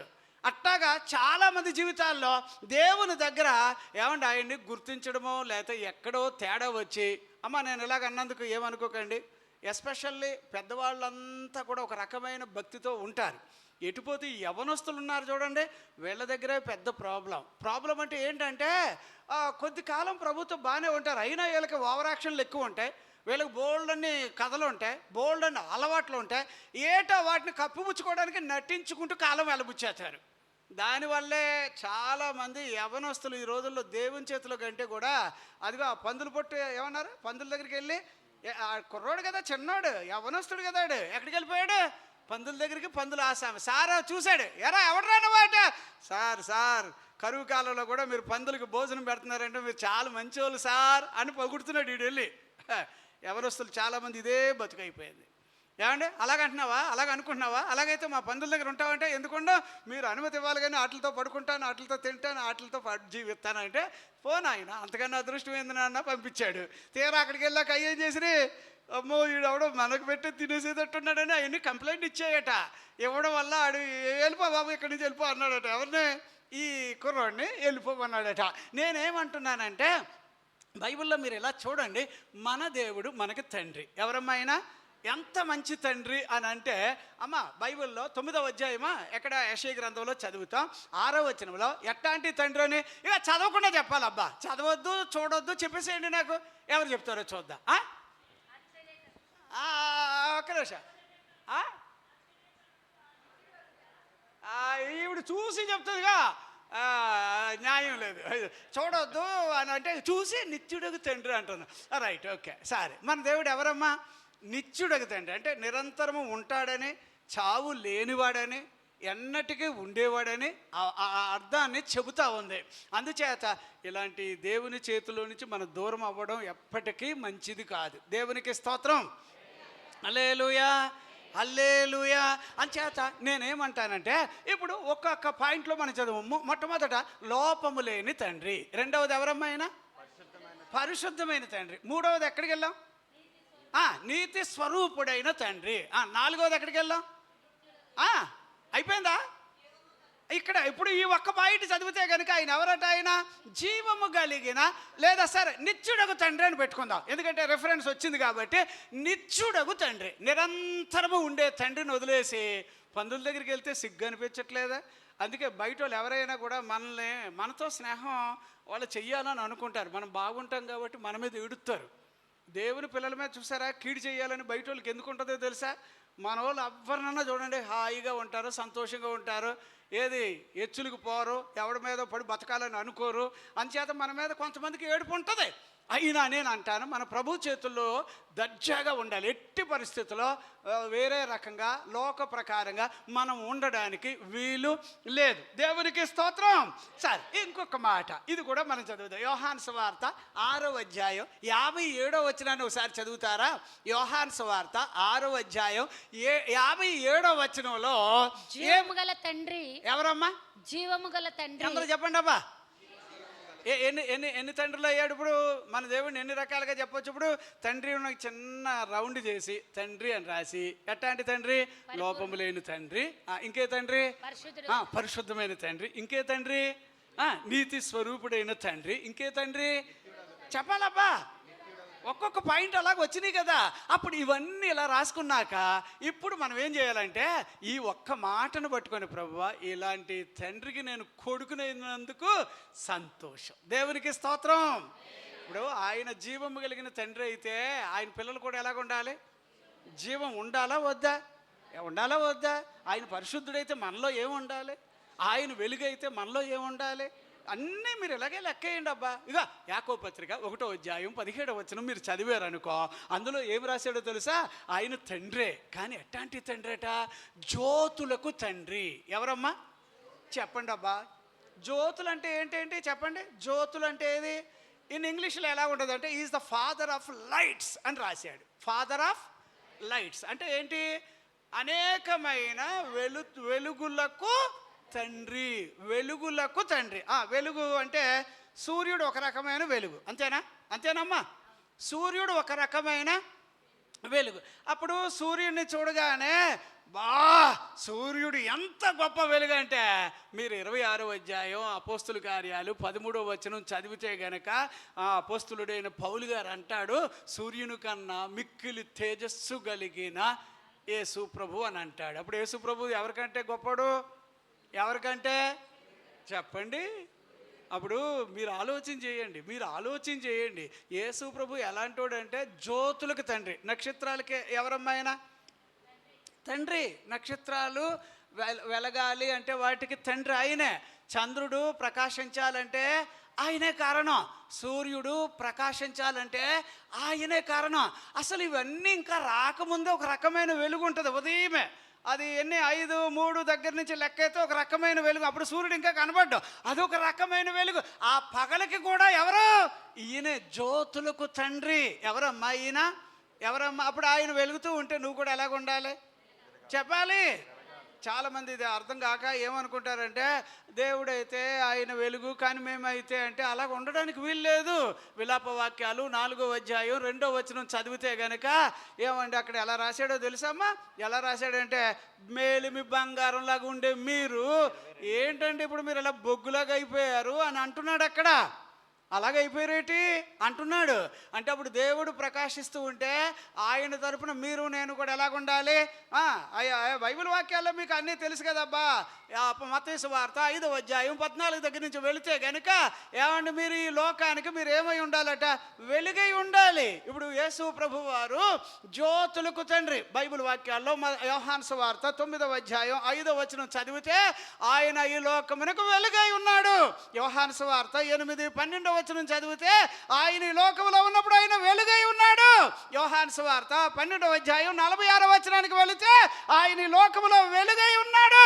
ఇప్పుడు ఆయన ఎలాంటి వెలుగు అని అంటే బైబిల్లో 2వ అధ్యాయం 9వ వచనం 1వ పేతురులో చదివితే ఆయన ఏమంటే ఆశ్చర్యకరమైన వెలుగు. యేసు ప్రభు ఎవరట? యేసు ప్రభు ఎవరట? అంచేత నేను అంటున్నాను, ఈ వెలుగు కలిగిన దేవాది దేవుడు ఎంత ప్రత్యేకంగా ఉంటుందంటే ఇప్పుడు ఆయన మన కోసం వెలుగే. ఆయన ఎవరైనా యేసయ్య మనకి తండ్రిలాగా ఉంటాడు, నిత్యుడగు తండ్రి. ఎట్లాంటి తండ్రి? ఇప్పుడేమో 57 వచనం ప్రకారంగా ఆయన జీవము కలిగిన తండ్రి. అప్పుడు మనం కూడా ప్రభు కొరకు ఏమంటే జీవించే వారిగా ఉండాలి. ఎంతవరకు జీవించాలబ్బా? ఎవరు చెప్పండి అమ్మా. మీరు ఎంతకాలం బతకాలని అనుకుంటున్నారు? ఏది 60 రాగానే ఆరిపోతామా? చాలామందికి అంతే. 60 వచ్చిన ఇంకేటంటే ఓరు నాయన అసలు 60కి లెక్క ఇవ్వకండి అయ్యా. కనీసం బైబిల్లో 70 అని రాశాడు. 70 రాస్తే ఇలా 60లో పోతామంటారేంటి అంటే? అయ్యో కొంతమందిని అడగండి, ఏమ్మా ఎలాగున్నావంటే ఉన్నాను కానండి ఈ పాటికి పోవాలనుకుని పిల్లల కోసం బతుకున్నాను అంటున్నారు. నువ్వు త్వరగా చచ్చిపోతే మంచిదన్నమాట. అంటే జనరల్గా ఏమవుతాయి, చిన్న చిన్న ఆటకి చచ్చిపోతామంటారు, కానీ అసలు లోపల అది ఉండదు. వాళ్ళు బాగా బతకాలి, ఆడిపోయినా ఈడిపోయినా నేను బతకాలి అనుకునే లక్షణం ఉంటుంది. కానీ ఏంటో ప్రభుతో కలవకపోవడం వల్ల జీవితాల్లో అలాగే వెళ్ళిపోతారు. కానీ మన ప్రభు ఎలాగంటాడంటే 2వ అధ్యాయం 17వ వచనం అనుకుంటున్నాను, ఏదో 1వ యోహాను పత్రికలో దేవుని చిత్తం చెయ్యువాడు ఎంతవరకు బతుకుతాడట? నిరంతరం. అది ఒక రకమైన జీవితం. కానీ బైబిల్లో ఏముందంటే 92లోనమ్మా 14 దగ్గర నుంచి మీరు వెళితే కీర్తనలో ఏమండి దేవుడిని పట్టుకొని బతికే వాళ్ళలో ఏంటంటే దేవుడు వాళ్ళకి ఎలాంటి జీవితం ఎలాంటి లైఫ్ ఇస్తాడట? ఏమండి ఖర్జూరపు చెట్టు వాళ్ళే వాళ్ళు ఏం చేస్తారట? ఇంకను రాశాడు, అలాగే రాశాడు. వాళ్ళు ఎందుకు మువ్వు వేస్తారంటే దేవునిలో ఏమి లేదని, ఏ చెడుతనం లేదని. చెప్పండి అమ్మా. ఇక ఎవరైనా ఎక్కువ కాలం బతకాలంటే ముందు ఆయనలో ఏ చెడుతనం లేదని కనుక్కోవాలి. ట్రై చేయండి. ప్రభువా నీ యందు ఏ చెడుతనం లేదని చెప్పే ఆయుష్ ఇయ్యని అడుగు చూడండి. సచ్చేవాడు కూడా మంచం మంచి లేచి బయటకు వచ్చును గాక. దేవునికి స్తోత్రం. కొన్ని ఉంటాయి బైబిల్లో ఇలాగ ఉంటాయి. నువ్వు ఎక్కువ కాలం బతకడానికి ఏమీ లేదబ్బా, బైబిల్లో దివారాత్రములు ధ్యానం చేయి, బతుకుతానే ఉంటావు. ఇంకా సావలేదాడంటే మనం ఎప్పుడు చావాలి? సావడానికి ఆ చావుకి భయం వేసి అదే దూరంగా ఉంటుంది అక్కడో అక్కడో. దేవునికి స్తోత్రం. అలాగా దేవుడు మనలను బ్రతికించునుగాక. సరే, ఇప్పుడు ఆ జీవము కలిగిన తండ్రి ఎవరమ్మా? మన దేవుడు ఎవరో? సరే, ఇప్పుడు ఇంకొక పాయింట్ ఇది ఒకటి మనం చూద్దాం. ఇప్పుడు యేసయ్య ప్రేమ కలిగిన తండ్రి అనే పాయింట్ ఎక్కడైనా ఉందా అంటే ఎక్కడైనా ఉందా? ఉంటుందా అనుకుంటా కదా. ఉంటుందా ఉండదా? ఎక్కడైనా ఉంటుందా? ఎవరు చెప్తారు? అంటే ఒక్కోసారి ఇలాగ అన్నారు, మీరు చెప్తే మీకు గిఫ్ట్లు ఇచ్చేస్తాను నేను. నాకు అలాగే ఇష్టం. ఎవరైనా పాయింట్లు కనుక చెప్పేశారు అనుకో, అమ్మయ్య కొంచెం పని తగ్గించారబ్బా అని వాళ్ళకి గిఫ్ట్ ఇవ్వాలని అనిపిస్తుంది. సరే, ప్రేమ కలిగిన తండ్రి అని ఎవరు చెప్తారు? అది కొంచెం కష్టంగా ఉందా? సరే, ఇంకోటి నేను చెప్పనా, మహిమ కలిగిన తండ్రి అని ఎక్కడ ఉంది? బైబిల్లో ఉన్నాయి.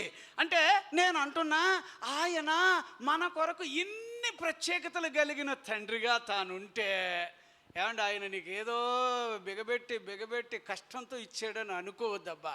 ఇష్టంతో ఇస్తాడబ్బా. కాకపోతే నువ్వు తీసుకున్నవన్నీ కూడా ఎలాగా తన దగ్గర, ప్రభువా నువ్వు నాకు 5 తలాంతులు ఇచ్చావు, ఎన్ని చేశాను నేను? 10 చేసిన.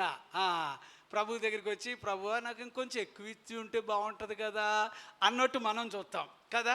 ఏది బాగా కష్టపడే వాళ్ళు కొంతమంది ఉంటారు, జరుగుడ్లాగా సోంబేరుగాళ్ళు, వాళ్ళేం పనిచేయరు. ఎక్కడున్నా అంటే అనుమానం ఏం లేదు, వచ్చి చూడండి వేసిన కాడే ఎడుతూ ఉన్నానని ఉంటారు కొంతమంది.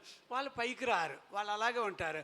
ఎవరైనా పైకి వచ్చిన వాళ్ళని చూసి, అయ్యి బాబోయ్ ఆడు మాకు తెలియదు, వీళ్ళు మాకు తెలియదు, ఏడుపు ముఖం పెట్టుకుని ఎడుతారు మన మీద. నాకు ఆడు తెలిసి ఎంతమంది తెలుసారా? నీ బతుకులో నీ గురించి, దేవుని గురించి ఏమన్నా తెలుసా నీకు? తెలియకపోవడం అలాగే ఎడుతూ ఉన్నావు. అంచేత కొంచెం నేనేమంటానంటే, దేవునితోటి మనం గట్టి సంబంధాలు పెట్టుకోవాలి. ఆయన మనకు తండ్రి. దేవునికి స్తోత్రం. గలతీయులకు రాసిన పత్రిక 4వ అధ్యాయం అమ్మా 6వ వచనం ఒకసారి చదువుతారా?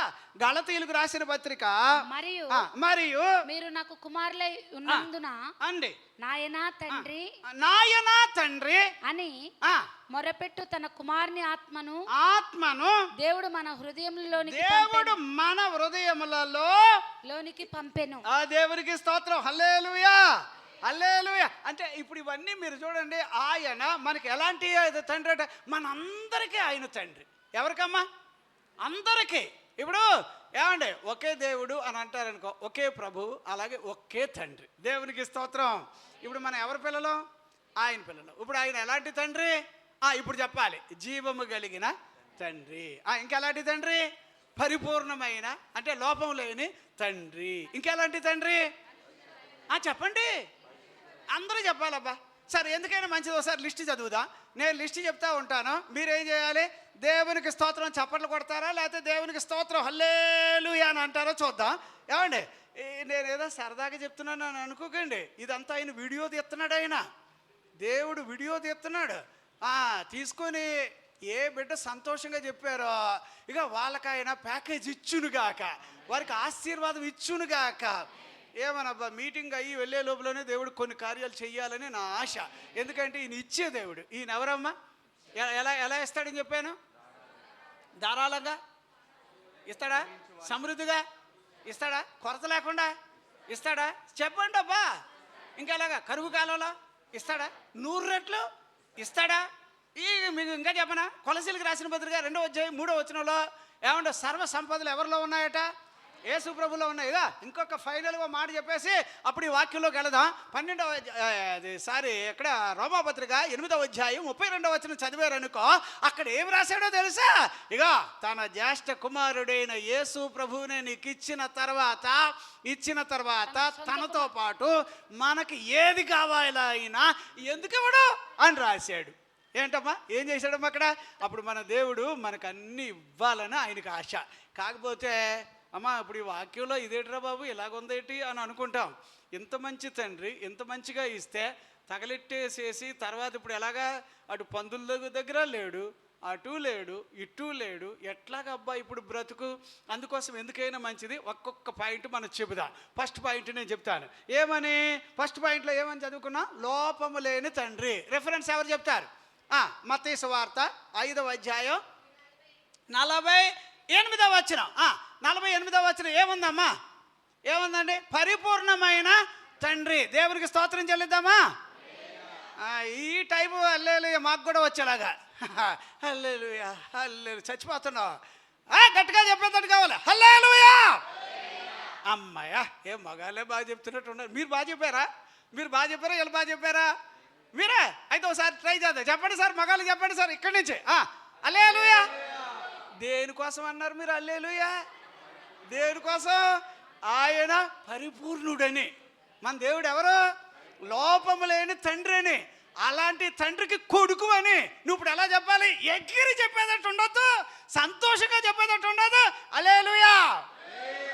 ఎంతైనా డాడీ అంటే మన పిల్లలకి, ఆడపిల్లలకి భలే. మా అమ్మాయి నాకు తెలుసు కదా, డాడీ అంటే భలే దానికి ఇష్టం. ఎంతైనా సరే, ఇప్పుడు మీరు ఎలా చెప్తారో చూద్దాం. దేవుడు ఎవరు? పరిపూర్ణమైన తండ్రి. చెప్పండి. ఇప్పుడు ఏమంటారు? హల్లెలూయా చెప్తారా? అమ్మ నువ్వు సీరియస్గా చూడకు, నవ్వుతా చెప్పు. ఈవిడే నన్ను ఎలా చూస్తుంది, అలా ఈవిడ ఎవడరా బాబు ఇలా చెప్తున్నాడని. దేవుడికి స్తోత్రం. మీరే బాగా చెప్తున్నారు అనుకుంటే ఏలే గట్టి కొట్టేస్తున్నారు సార్, గట్టిగా చెప్పేస్తున్నారు. ఒకసారి అందరూ చెబుతామా? పరిపూర్ణుడు అయిన తండ్రి నీకు స్తోత్రం. దేవునికి స్తోత్రం. మళ్ళీ నిత్యుడుకు తండ్రి ఎక్కడ? యెషయా గ్రంథం 9:6 వచనం. ఎట్లాంటి తండ్రి అమ్మా చెప్పండి అమ్మా. అప్పుడు నిత్యుడుకు తండ్రి అంటే మన బాబు నిరంతరం ఉంటాడు కాబట్టి ఆయన కొడుకులు, ఆయన కూతుర్లు కూడా నిరంతరం ఉంటారు. దేవునికి స్తోత్రం. నవ్వుతో చెప్పండి అయ్యా బాబు, కొంచెం నవ్వుతో చెప్పండి. అమ్మ నవ్వమ్మా. పాపం ఈ అమ్మగారు పాపం పోయి ముందు కూర్చున్నాను, ఎప్పుడు చూసినా ఇవిడే కనిపోయి. బాబు నవ్వు నాన్న. దేవునికి స్తోత్రం, దేవునికి స్తోత్రం. ఎట్లాంటి తండ్రి చెప్పండి? ఆయన నిత్యుడికి తండ్రి. అప్పుడు ఆయన నిరంతరం ఉంటూ నువ్వు నేను కూడా నిరంతరం ఉండాలబ్బా, నిరంతరం ఉండాలబ్బా. దేవునికి స్తోత్రం. నిరంతరం ఉండి తండ్రి నీకు స్తోత్రం అయ్యా, నీకు స్తోత్రం అయ్యా. నువ్వు ఉన్నావు కాబట్టి మేము ఉన్నాం, నువ్వు ఉన్నావు కాబట్టి మేము ఉన్నాం. నిన్ను బట్టి మేము ఉనికి కలిగి ఉన్నా, నిన్ను బట్టి మేము స్పర్శ కలిగి ఉన్నా, నిన్ను బట్టి మేము చలిస్తూ ఉన్నా, నిన్ను బట్టి మేము కదులుతూ ఉన్నా. నిన్ను బట్టే మా జీవితాలు ఎలాగా నిరంతరం. ఎందుకంటే ఆయన మన పక్షాన్ని లేకపోతే మనల్ని మనుషుల ప్రాణముతోటే మనలను మింగేసేవారట. నిరంతరం ఉండే తండ్రి నీకు స్తోత్రం. సరే, యోహాను సువార్త 17:11 ఏ తండ్రి అట? పరిశుద్ధమైన తండ్రి. ఏ తండ్రి చెప్పండి? అందరూ చెప్పాలబ్బా. ఈసారి ఇలాంటి మీటింగ్ జరుగుతాం, ఫాస్టింగ్ ప్రేయర్ ఇది అయినా కూడా ఏమో దొంగచాటునో ఎలాగో తినేసి రండి. దేవునికి స్తోత్రం. లేదమ్మా, ఇలాంటి వాక్యాల్లో ఇదే కడుపు నిండిపోవాలి, మనకి ఆనందం వచ్చేసేయాలి. అప్పుడు ఆయన ఎట్లాంటి తండ్రి? అయినా పరిశుద్ధమైన తండ్రి. ఎట్లాంటి తండ్రి? చూడండి, బయట ఉంటారు కొంతమంది తండ్రులే, నెత్తి మీద ఎంటుకలు ఉండవు, ఆడు బట్టలు సరిగ్గా ఆడవ. ఆడు తండ్రి. ఆ ఇల్లు చూస్తే పిల్లకాయలు భయపడిపోతూ ఉంటారు. తాగిపోతాడు వస్తాడు ఇంట్లో, ఆడు తండ్రి. తాగిపోతాడు రాగానే పిల్లకాయలు ఆ ఇంట్లో ఈ ఇంట్లో పారిపోతూ ఉంటారు. ఆడు ముఖానికి ఆడు తండ్రి అని చెప్పుకొని సిగ్గు అనిపించట్లేదా? అట్లా ఉంటారు కొంతమంది. కానీ బైబిల్ మాత్రం చెప్తుంది, అయ్యా ఈయన నా తండ్రి. ఎట్లాంటి తండ్రి అంటే పరిశుద్ధుడైన తండ్రి. అప్పుడు ఆయన పిల్లలు కూడా ఎలాగుండాలి? ఎలాగుండాలి? గట్టిగా చెప్పండి అబ్బా. అంచేత పరిశుద్ధుడైన తండ్రి నీకు స్తోత్రం. హల్లెలూయా, హల్లెలూయా. ఆ తర్వాత అందులో 25వ వచనం చదివాం కదా, 17వ అధ్యాయం. నీతి స్వరూపుడైన తండ్రి. ఏ తండ్రి చెప్పాలి? అమ్మ ఇంతకన్నా అదృష్టం మన బతుకులు ఇంకేముంటుందమ్మా? ఇంతకన్నా మా బాబు ఇంత కరెక్ట్ అండి, ఇంత నీతి అండి, ఇంత యథార్థం అండి అంటే ఆ మాట చెబుతూ ఉండగానే అందులో నుంచే జీవం నీ మీదకి వచ్చును గాక, అందులోంచి ఆశీర్వాదం నీ మీదకి వచ్చును గాక. ఇట్లాంటి దేవుడు మనకు తండ్రిగా ఉన్నాడు గనుక నేనైతే అంటున్నాను, ఆయన నీతి నీ మీద ఆశీర్వాదకరముగా ఉండును గాక. తర్వాత 6వ అధ్యాయం 57 మనం చదివాం ఇందాక. ఏ తండ్రి అయినా జీవము కలిగిన తండ్రి. ఏ తండ్రి? అందరూ చెప్పండి అబ్బా. అంటే అప్పుడు మనం కూడా ఎలాగుండాలి? ఆయన ఎంతవరకు ఉంటే అంతవరకు మనం బ్రతుకుతాం. దేవునికి స్తోత్రం. అట్లా అలాంటి జీవితాన్ని దేవుడు మనకి ఇచ్చునుగాక. చాలామంది ఇది ఏదో ఎటకారంగా అనుకున్నారు. ధనవంతుడు భూమి మీద వాడు ఇష్టం వచ్చినట్టుగా ఉండి పరలోకానికి వెళ్ళిపోదామంటాడు. భావసం ఏంటి పరలోకానికి వెళ్ళిపోవడానికి? సరిగ్గా అక్కడ వరకు వెళ్ళగానే దేవదూతలు వచ్చారు. వచ్చి ఏటి ఇక్కడ నుంచున్నామంటే అదే పరలోకానికి వెళ్ళాలని వచ్చానంటే రా మేము తీసుకెళ్తామని తీసుకెళ్ళారు. తీసుకెళ్ళి అలా తీసిపోయి ఎక్కడికి తీసుకెళ్తున్నారండి బాబు అని అడుగుతున్నాడు మధ్యలో. ఎందుకంటే దారిలో ఎక్కడ వెలుతురు కనబట్టలే. తీసుకెళ్ళి నువ్వు మాట్లాడటానికి వీలు లేదు, మేము తీసుకెళ్తున్నాం అన్నారు. తీసుకెళ్తే ఎక్కడో లైట్లు వెలుగుతున్నాయి. అక్కడే తీసుకెళ్తున్నారంటే మరి అక్కడికే అన్నారు. సరిగ్గా దగ్గరికి వెళ్ళి తన్నుదన్ను ఉండాలి, పడ్డాడు నరకంలో.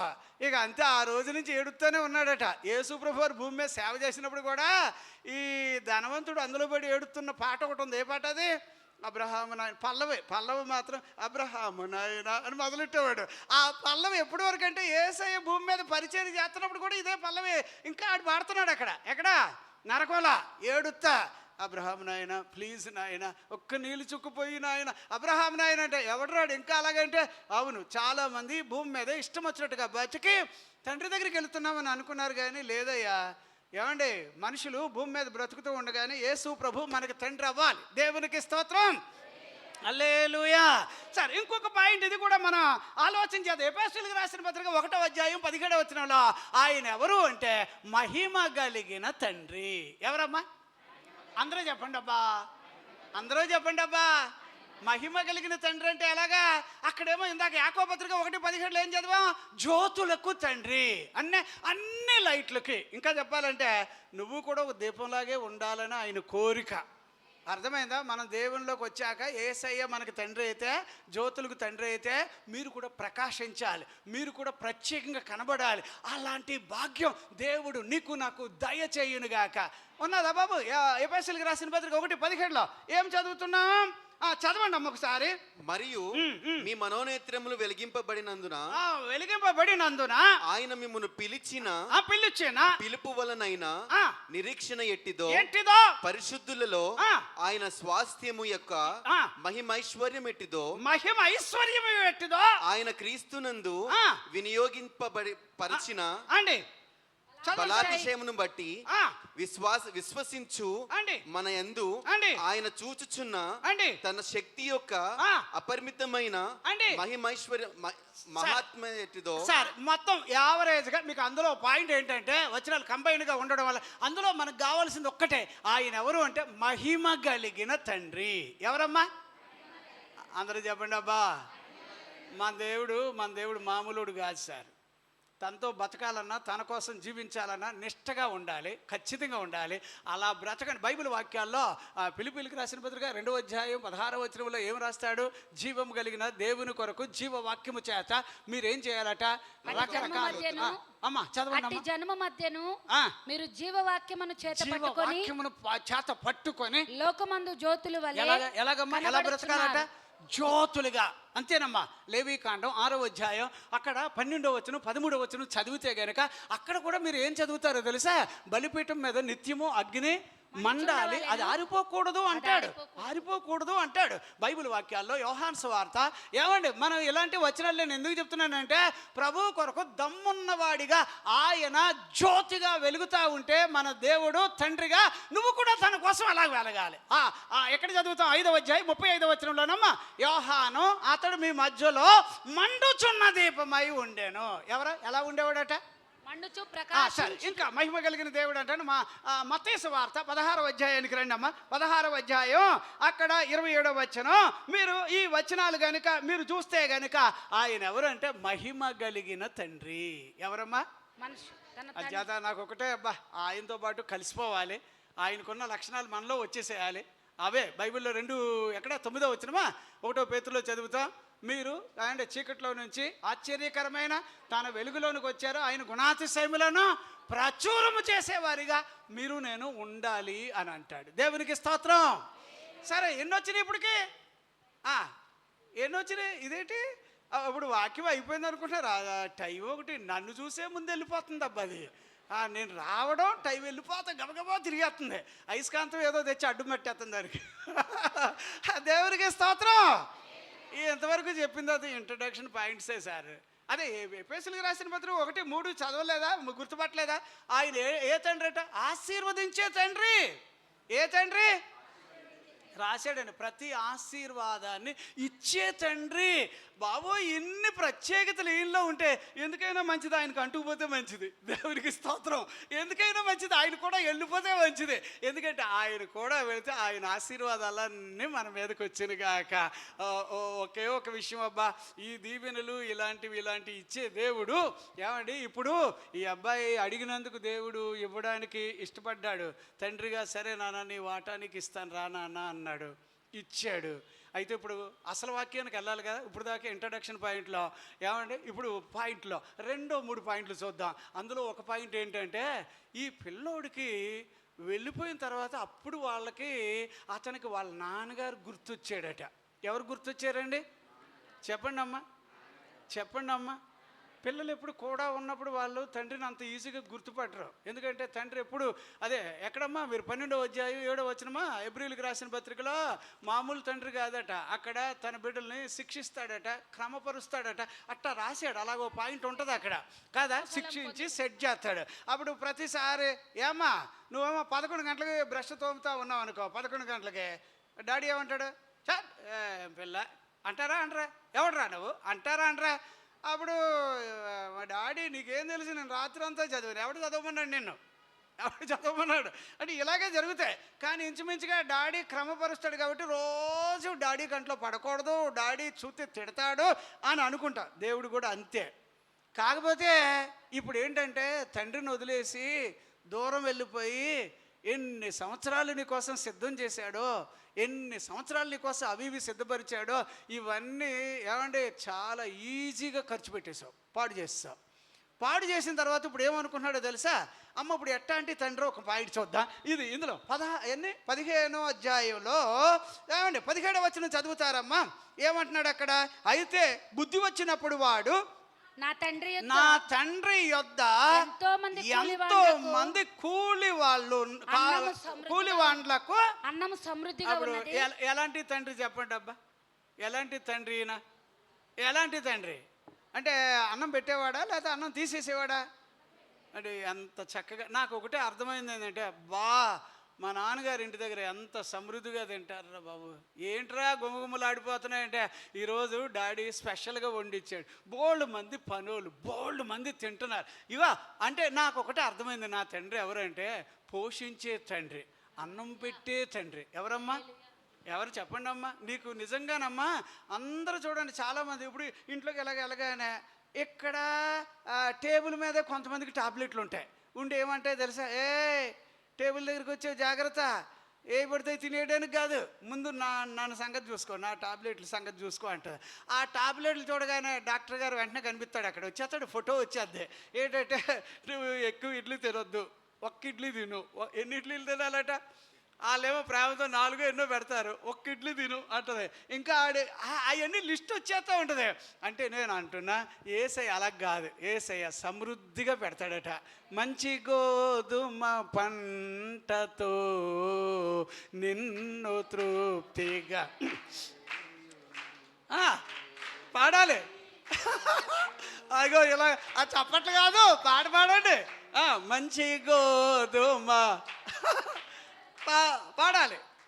నిన్ను తృప్తిగా చేయును దేవునికి స్తోత్రము గానము చేయుటయే మంచిది, మనమందరము స్తుతి గానము చేయుటయే మంచిది. కడుపు నిండా పెట్టేవాడు ఈయన ఒక్కడేనబ్బా. దేవునికి స్తోత్రం. ఆయన మన తండ్రి. నాన్న ఇంకా తినరా, ఇంకా నీ కోసం తెచ్చానమ్మా, ఇంకా సిద్ధపాటు చేశానమ్మా. నాకైతే ఈ మాటలన్నీ చూస్తుంటే ఈ అబ్బాయికి ఇప్పుడు ఏమొచ్చిందంట? బుద్ధి వచ్చిందట. ఏమొచ్చింది? అమ్మా బాబుల్ని వదిలేసి దూరంగా పోయిన వాళ్ళని ఎంతో మందిని నేను చూశాను. అనేక సంవత్సరాలుగా సేవ చేస్తున్నానుగా. బోల్డ్ కేసులు, బోల్డ్ గొడవలు చూస్తూ అనిపిస్తుంది. పోయి ఏమైందిరా, సుడిగాట్లోంచి లేసి వచ్చినట్టు వచ్చాడు ఇప్పుడు ఆడు. ఆడు మనిషి ఏట్రా ఇలాగ ఎండిపోయి ఉంటే అదంతా స్టైల్ అట. చిరిగిపోయిన ప్యాంట్లు ఇప్పుడు వచ్చినాయి కదా, కమ్మకాల దగ్గర ఎక్కడెక్కడ చింపేసుకొని, అవి చింపేయట్లేదు, వాళ్ళే చింపేసి అమ్ముతున్నారు. మన వాళ్ళకి సిగ్గు లేకుండా కొనుక్కుంటున్నాం కదా. ఇవన్నీ జనరల్గా జరిగిపోతున్నాయి. చిన్నోళ్ళే కాదమ్మా, పెద్దోళ్ళకి కూడా ఇది స్టైల్ అలవాటు అయిపోయింది. చింపుకొని వస్తామండి ప్రార్థనకు అనేది ఉన్నారు ఇప్పుడు కొంతమంది బట్టలు. ఈ మందిరం అలాంటిది కాదు. దేవునికి స్తోత్రం, హల్లెలూయా. అయితే ఇప్పుడు ఈ అబ్బాయికి అర్థమైపోయింది, అరే మా నాన్న మామూలుడు కాదురా, ఎంత కడుపు నిండా అన్నం పెడతాడురా. మా నాన్నగారు నాకు నిజంగా చెప్తున్నానమ్మా, కడుపు నిండా అన్నం పెట్టేది యేసయ్య ఒక్కడేనబ్బా. ఆ చేతులు కురచకాలేదట. 59:2 వచనం చదువుతాం యెషయా గ్రంథంలో. రక్షింపనేరక ఉండడానికి ఆయన హస్తాలు కురచకాలేదట. పెట్టే చేతులబ్బా. బైబిల్ వాక్యాల్లో రూతు గ్రంథం 1:6 వచనంలో ఏమండి, దేవుడు తన ప్రజల్ని దర్శించాడని తెలుసుకొని ఇప్పుడు ఆయన సమృద్ధిగా వాళ్ళందరికీ అన్నం పెడుతున్నాడని తెలుసుకొని ఈ నయోమి గారు ఇప్పుడు ఎడ్ల బళ్ళు కట్టుకొని ఏదో పాత అప్పుడు వెళ్ళినప్పుడు సామానం అంతా ఎంత అన్నీ ఖాళీ ఉన్నాయి, ఇప్పుడు ఏమి లేవు. అంచేత ఎర్రబస్ ఎక్కేసింది. లాల్ బస్ ఎక్కేసి వచ్చేస్తుంటే అమ్మమ్మ నేను కూడా వచ్చేస్తానని చెప్పి ఆవిడ కూడా ఎవరో నయోమి కూడా ఎవరు వచ్చారట, రూతు కూడా వచ్చేసారట. నేను ఒక్కటి చెప్తున్నాడు, ఆయన మనకు అన్నం పెట్టే దేవుడు. అబ్బా దేవునికి స్తోత్రం. అన్నం పెట్టుతున్నాడు అంటే అర్థం ఏంటో తెలుసా? ఆరోగ్యం ఇవ్వడం. ఏమి ఇవ్వడం? కడుపు నిండా తినేటట్టుగా. దేవుడు అకృప ఇచ్చును గాక. ఆకలి పుట్టించేది ఆయన, అన్నం పెట్టేది కూడా ఆయనే. ఏమంటే అరచుచున్న కాకులకు అన్నం ఎవరు పెడతారు? నిజంగానండి. అలాంటి దేవుడు నీకు తండ్రిగా ఉండి, నాన్న అన్ని కాలాల్లో నీకు సమృద్ధిగా పెడతాను నాన్న, కరువులో కూడా పోషిస్తాను నాన్న, ఎడారైనా నీకు ఆహారం తెచ్చి పెడతాను నాన్న. నిజంగానబ్బా ఈ దేవుని ఎదుట సాష్టాంగపడి ఆయనకి ముద్దు పెట్టుకొని మానకూడదక, అలా పడిపోవాలి ఆయన మీద. అట్లాంటి గొప్ప దేవుడు. ఇంకొక పాయింట్ చెప్పనా? ఇప్పుడు ఇతనికి బుద్ధి వచ్చాక లేచి ఏం చేశాడట? లేచి ఏం రాశాడు అక్కడ? 17వ వచనం చదవండి అబ్బా. అయితే బుద్ధి వచ్చినప్పుడు వాడు నా తండ్రి యొద్ద ఎంతో మంది కూలిగాండ్రును అండి అన్నము సమృద్ధిగా ఉన్నది, నేనైతే ఇక్కడ ఆకలికి చచ్చిపోతున్నాను. తండ్రిని వదిలేసిన వాళ్ళు అందరికీ ఇలాగే ఉంటది. చావు తప్ప ఏమవుతుంది? కళ్ళు లొట్ల పోయి కదా, ఏదో గునుపుల్లాగా ఎముకలన్నీ బయటికి తన్నుకొని ఏంట్రా బాబు అంటే అదే మరి బాబుని వదిలేసిపోయో జాగ్రత్త. చాలామంది ఇలాగే ఉంటారు, కోపాలకు వెళ్ళిపోతారు, అటు ఇట్లకి వెళ్ళిపోతారు. నా దేవుడైతే కోపిష్ఠుడు కాదబ్బా, దేవునికి స్తోత్రం. సరే, ఇంకేం చదువుతున్నాం అందులో? నేను లేచి నా తండ్రి యొద్దకు వెళ్ళి తండ్రి నేను పరలోకమునకు విరోధముగాను నీ ఎదుటను అంటే పాపము చేశాను, ఇక మీదట నీ కుమారుడును అని పిలిపించుకొనుటకు యోగుడను కాను, నన్ను నీ కూలి వారిలో ఒక్కనిగా పెట్టుకునమని. ఈ వాక్యం మీకు ఏమైనా అర్థమైతే కనుక ఈ వచ్చినోడిని ఇప్పుడు ఏం చేయాలి? 4 ఉతికే వద్దు పట్టుకొని వచ్చాడు. ఇప్పుడు సిగ్గు లేకుండానే అన్నీ తగలెట్టేసి వచ్చాడు. కానీ ఇక్కడ నా దేవుడు తండ్రిగా ఆయన ఎలాగున్నాడంటే క్షమించే తండ్రి. ఎట్లాంటి తండ్రి అమ్మా? ఆయన గుర్తెట్టుకోవాలి. ఆ వాక్యాలు పక్కన అలా గుర్తెట్టుకోవాలి. మామూలు తండ్రి కాదు ఈయన. ఏమండే వచ్చేయండి ఫోన్లే, ఇంట్లో వాళ్ళు ఏదేదో అంటున్నారు, వాళ్ళే లేదో అంటే మీరంతా సైలెంట్, ముందు పిల్లోడు వచ్చాడు, అదే సంతోషం. అదే అండి. అప్పుడు అందులో మనకు కావాల్సింది ఏంటంటే క్షమించే తండ్రి ఆయనే, ప్రేమించే తండ్రి కూడా ఆయనే. బా ఎన్ని పాయింట్లు ఉన్నాయబ్బా. తండ్రి అనే పాయింట్కే ఈ ఏది అధ్యాయంలో మీరు చదివితే ఏమండి, ఎవరైతే తమ తప్పు తెలుసుకొని మళ్ళీ దేవుని దగ్గరికి వస్తారో వాళ్ళని చూసినప్పుడు ఆ తండ్రికి సంతోషమా కాదా? సంతోషమా కాదా? మీరు అదే 15:8లోనా 10వ వచనంలో చదువుతున్నాం లూకాసు వార్త. ఏమండి అక్కడ ఏమండి అతని విషయంలో ఎలాగున్నారట? ఏమండి సంతోషం అనేది మనం చదువుతున్నాం కదా. అలాగే 7వ వచనం అండి ఆఖరిలో చదువుతున్న 7వ వచనం ఆఖరిలో 15వ అధ్యాయంలో పరలోకంలో ఓ మనిషి మారు మనసు పొందేస్తే వాడు తప్పు తెలుసుకొని వాడి స్థితిగతులు మార్చుకుంటే అతన్ని క్షమించడానికి ఆయన సంతోషించే తండ్రి. దేవునికి స్తోత్రం. క్షమించే తండ్రి ఆయనే, అన్నం పెట్టే తండ్రి ఆయనే. ఏమండి నువ్వు వస్తే వచ్చాడు అని అప్పుడు అలా సీరియస్గా చూసే తండ్రి కాదట, ప్రేమ చూపే తండ్రి ఆయనే. బాబు ఇన్ని వచనాలు ఉన్నాయంటారా బాబు అంటే అవునండి అలాంటి తండ్రి. అమ్మ మీరు బైబిల్ వాక్యాల్లో 103 10 వచనం చదువుతారా? 103వ కీర్తన 10 వచనం కానీ అట్లాగే అందులో 12వ వచనం కూడా మీరు చదివితే ఏమి రాశాడు అక్కడ? చదవండి అమ్మ. మన పాపములను బట్టి మనకు ప్రతీకారము చేయలేదు, మన దోషములను బట్టి మనకు ప్రతిఫలం ఇవ్వలేదు. భూమి కంటే ఆకాశం ఎంత ఉన్నతముగా ఉన్నదో ఆయన యందు భయభక్తులు గల వారి ఎడల ఆయన కృప అంత అధికముగా ఉన్నది. దేవునికి స్తోత్రం. అమ్మా బాగా మంచి వాక్యం అమ్మా ఇది. ఏమంటే వెళ్ళిపోయినోడు తిరిగి వస్తే ఏమంటే తండ్రికి సంతోషం. తండ్రి ఎలాగా ఫీల్ అవుతాడు? పిల్లోడు వచ్చాడికి ఎక్కువ మాట్లాడకండి, మీరు ఏమన్నా అవతల పోయి ఏమన్నా మాట్లాడండి, పిల్లోడి ముందు మాత్రం మీరు ఏం మాట్లాడొద్దు అని చెప్పి ఆ పిల్లోడిని ప్రేమించాడట. ప్రేమించి ఏనన్నా అంటే ఇంకేదో చెప్పావులేరా ఆగరా చాలే అని ఆయన ఆపిచ్చేసి వాడికి ఏమేం కావాలంటే ఇప్పుడు ఎలాంటి తండ్రి అంటే వచ్చినోడికి మళ్ళీ పూర్వ వైభవం ఇవ్వడం. ఇది మీరు ఇందులో చదవలసిన వాక్యం ఇది. ఏమంటే వచ్చాడు కదా మళ్ళీ ఉంగరం ఇచ్చాడా? చెప్పులు ఇచ్చాడా? చెప్పులు ఇచ్చాడు. బట్టలు ఇచ్చాడా ఇవ్వలేదా? అసలు ఎలా వచ్చాడు అనుకుంటున్నారు? మీకు చెప్తాను ఉదాహరణ. ఇప్పుడు వాడు వచ్చాడు, వస్తున్నప్పుడు ఎలాగొచ్చాడో తెలుసా? అడుక్కునే వాళ్ళ వచ్చాడు. ఎలా వచ్చాడు? చెప్పండి, మరి అలాగైతేనే అర్థమవుద్ది ఈ వాక్యం. ఈ డిట్టో అడుక్కునే వాళ్ళగా వచ్చాడు. చిరిగిపోయిన గొడ్డలో అబ్బా అదొక దరిద్రపు చెవు, అదేదో సంచి ఒకటి వేసుకొని, అప్పుడే ఏదో వెనకాల ఇక్కడ హైదరాబాద్లో ఖాళీ సంచి వేసుకొని అక్కడక్కడే పేపర్లు ఏరుకుంటారు చూడండి, అదే టైప్ వచ్చాడు వీడు. వస్తుంటే అక్కడ ఉన్న అడుక్కునే వాళ్ళు ఉన్నారు కదా, ఆ ఏరియాలో రే ఎవడరా నువ్వు, మేమే ఈ ఏరియాకి అడుక్కునే వాళ్ళు, నువ్వెవడురా అంటే, అరే రే ఆ పిల్లోడికి తెలుసు, రే మీరందరూ అడుక్కునే వాళ్ళు నాకు తెలుసు, నేను అడుక్కునేవాడిని కాదు, ఆ ఇల్లు మాది, మా బాబు నేను అని. అతను ఏం చాలు ఇలా చాలామంది చెప్పి ఇక్కడికి వస్తున్నారు, ఇక్కడ లేదు నువ్వు వెళ్ళు అని గెంటేస్తున్నారు అతను. అయ్యో అతను గెంటేస్తుంటే దూరం నుండి వాళ్ళ నాన్న చూశాడట. ఎవరండి?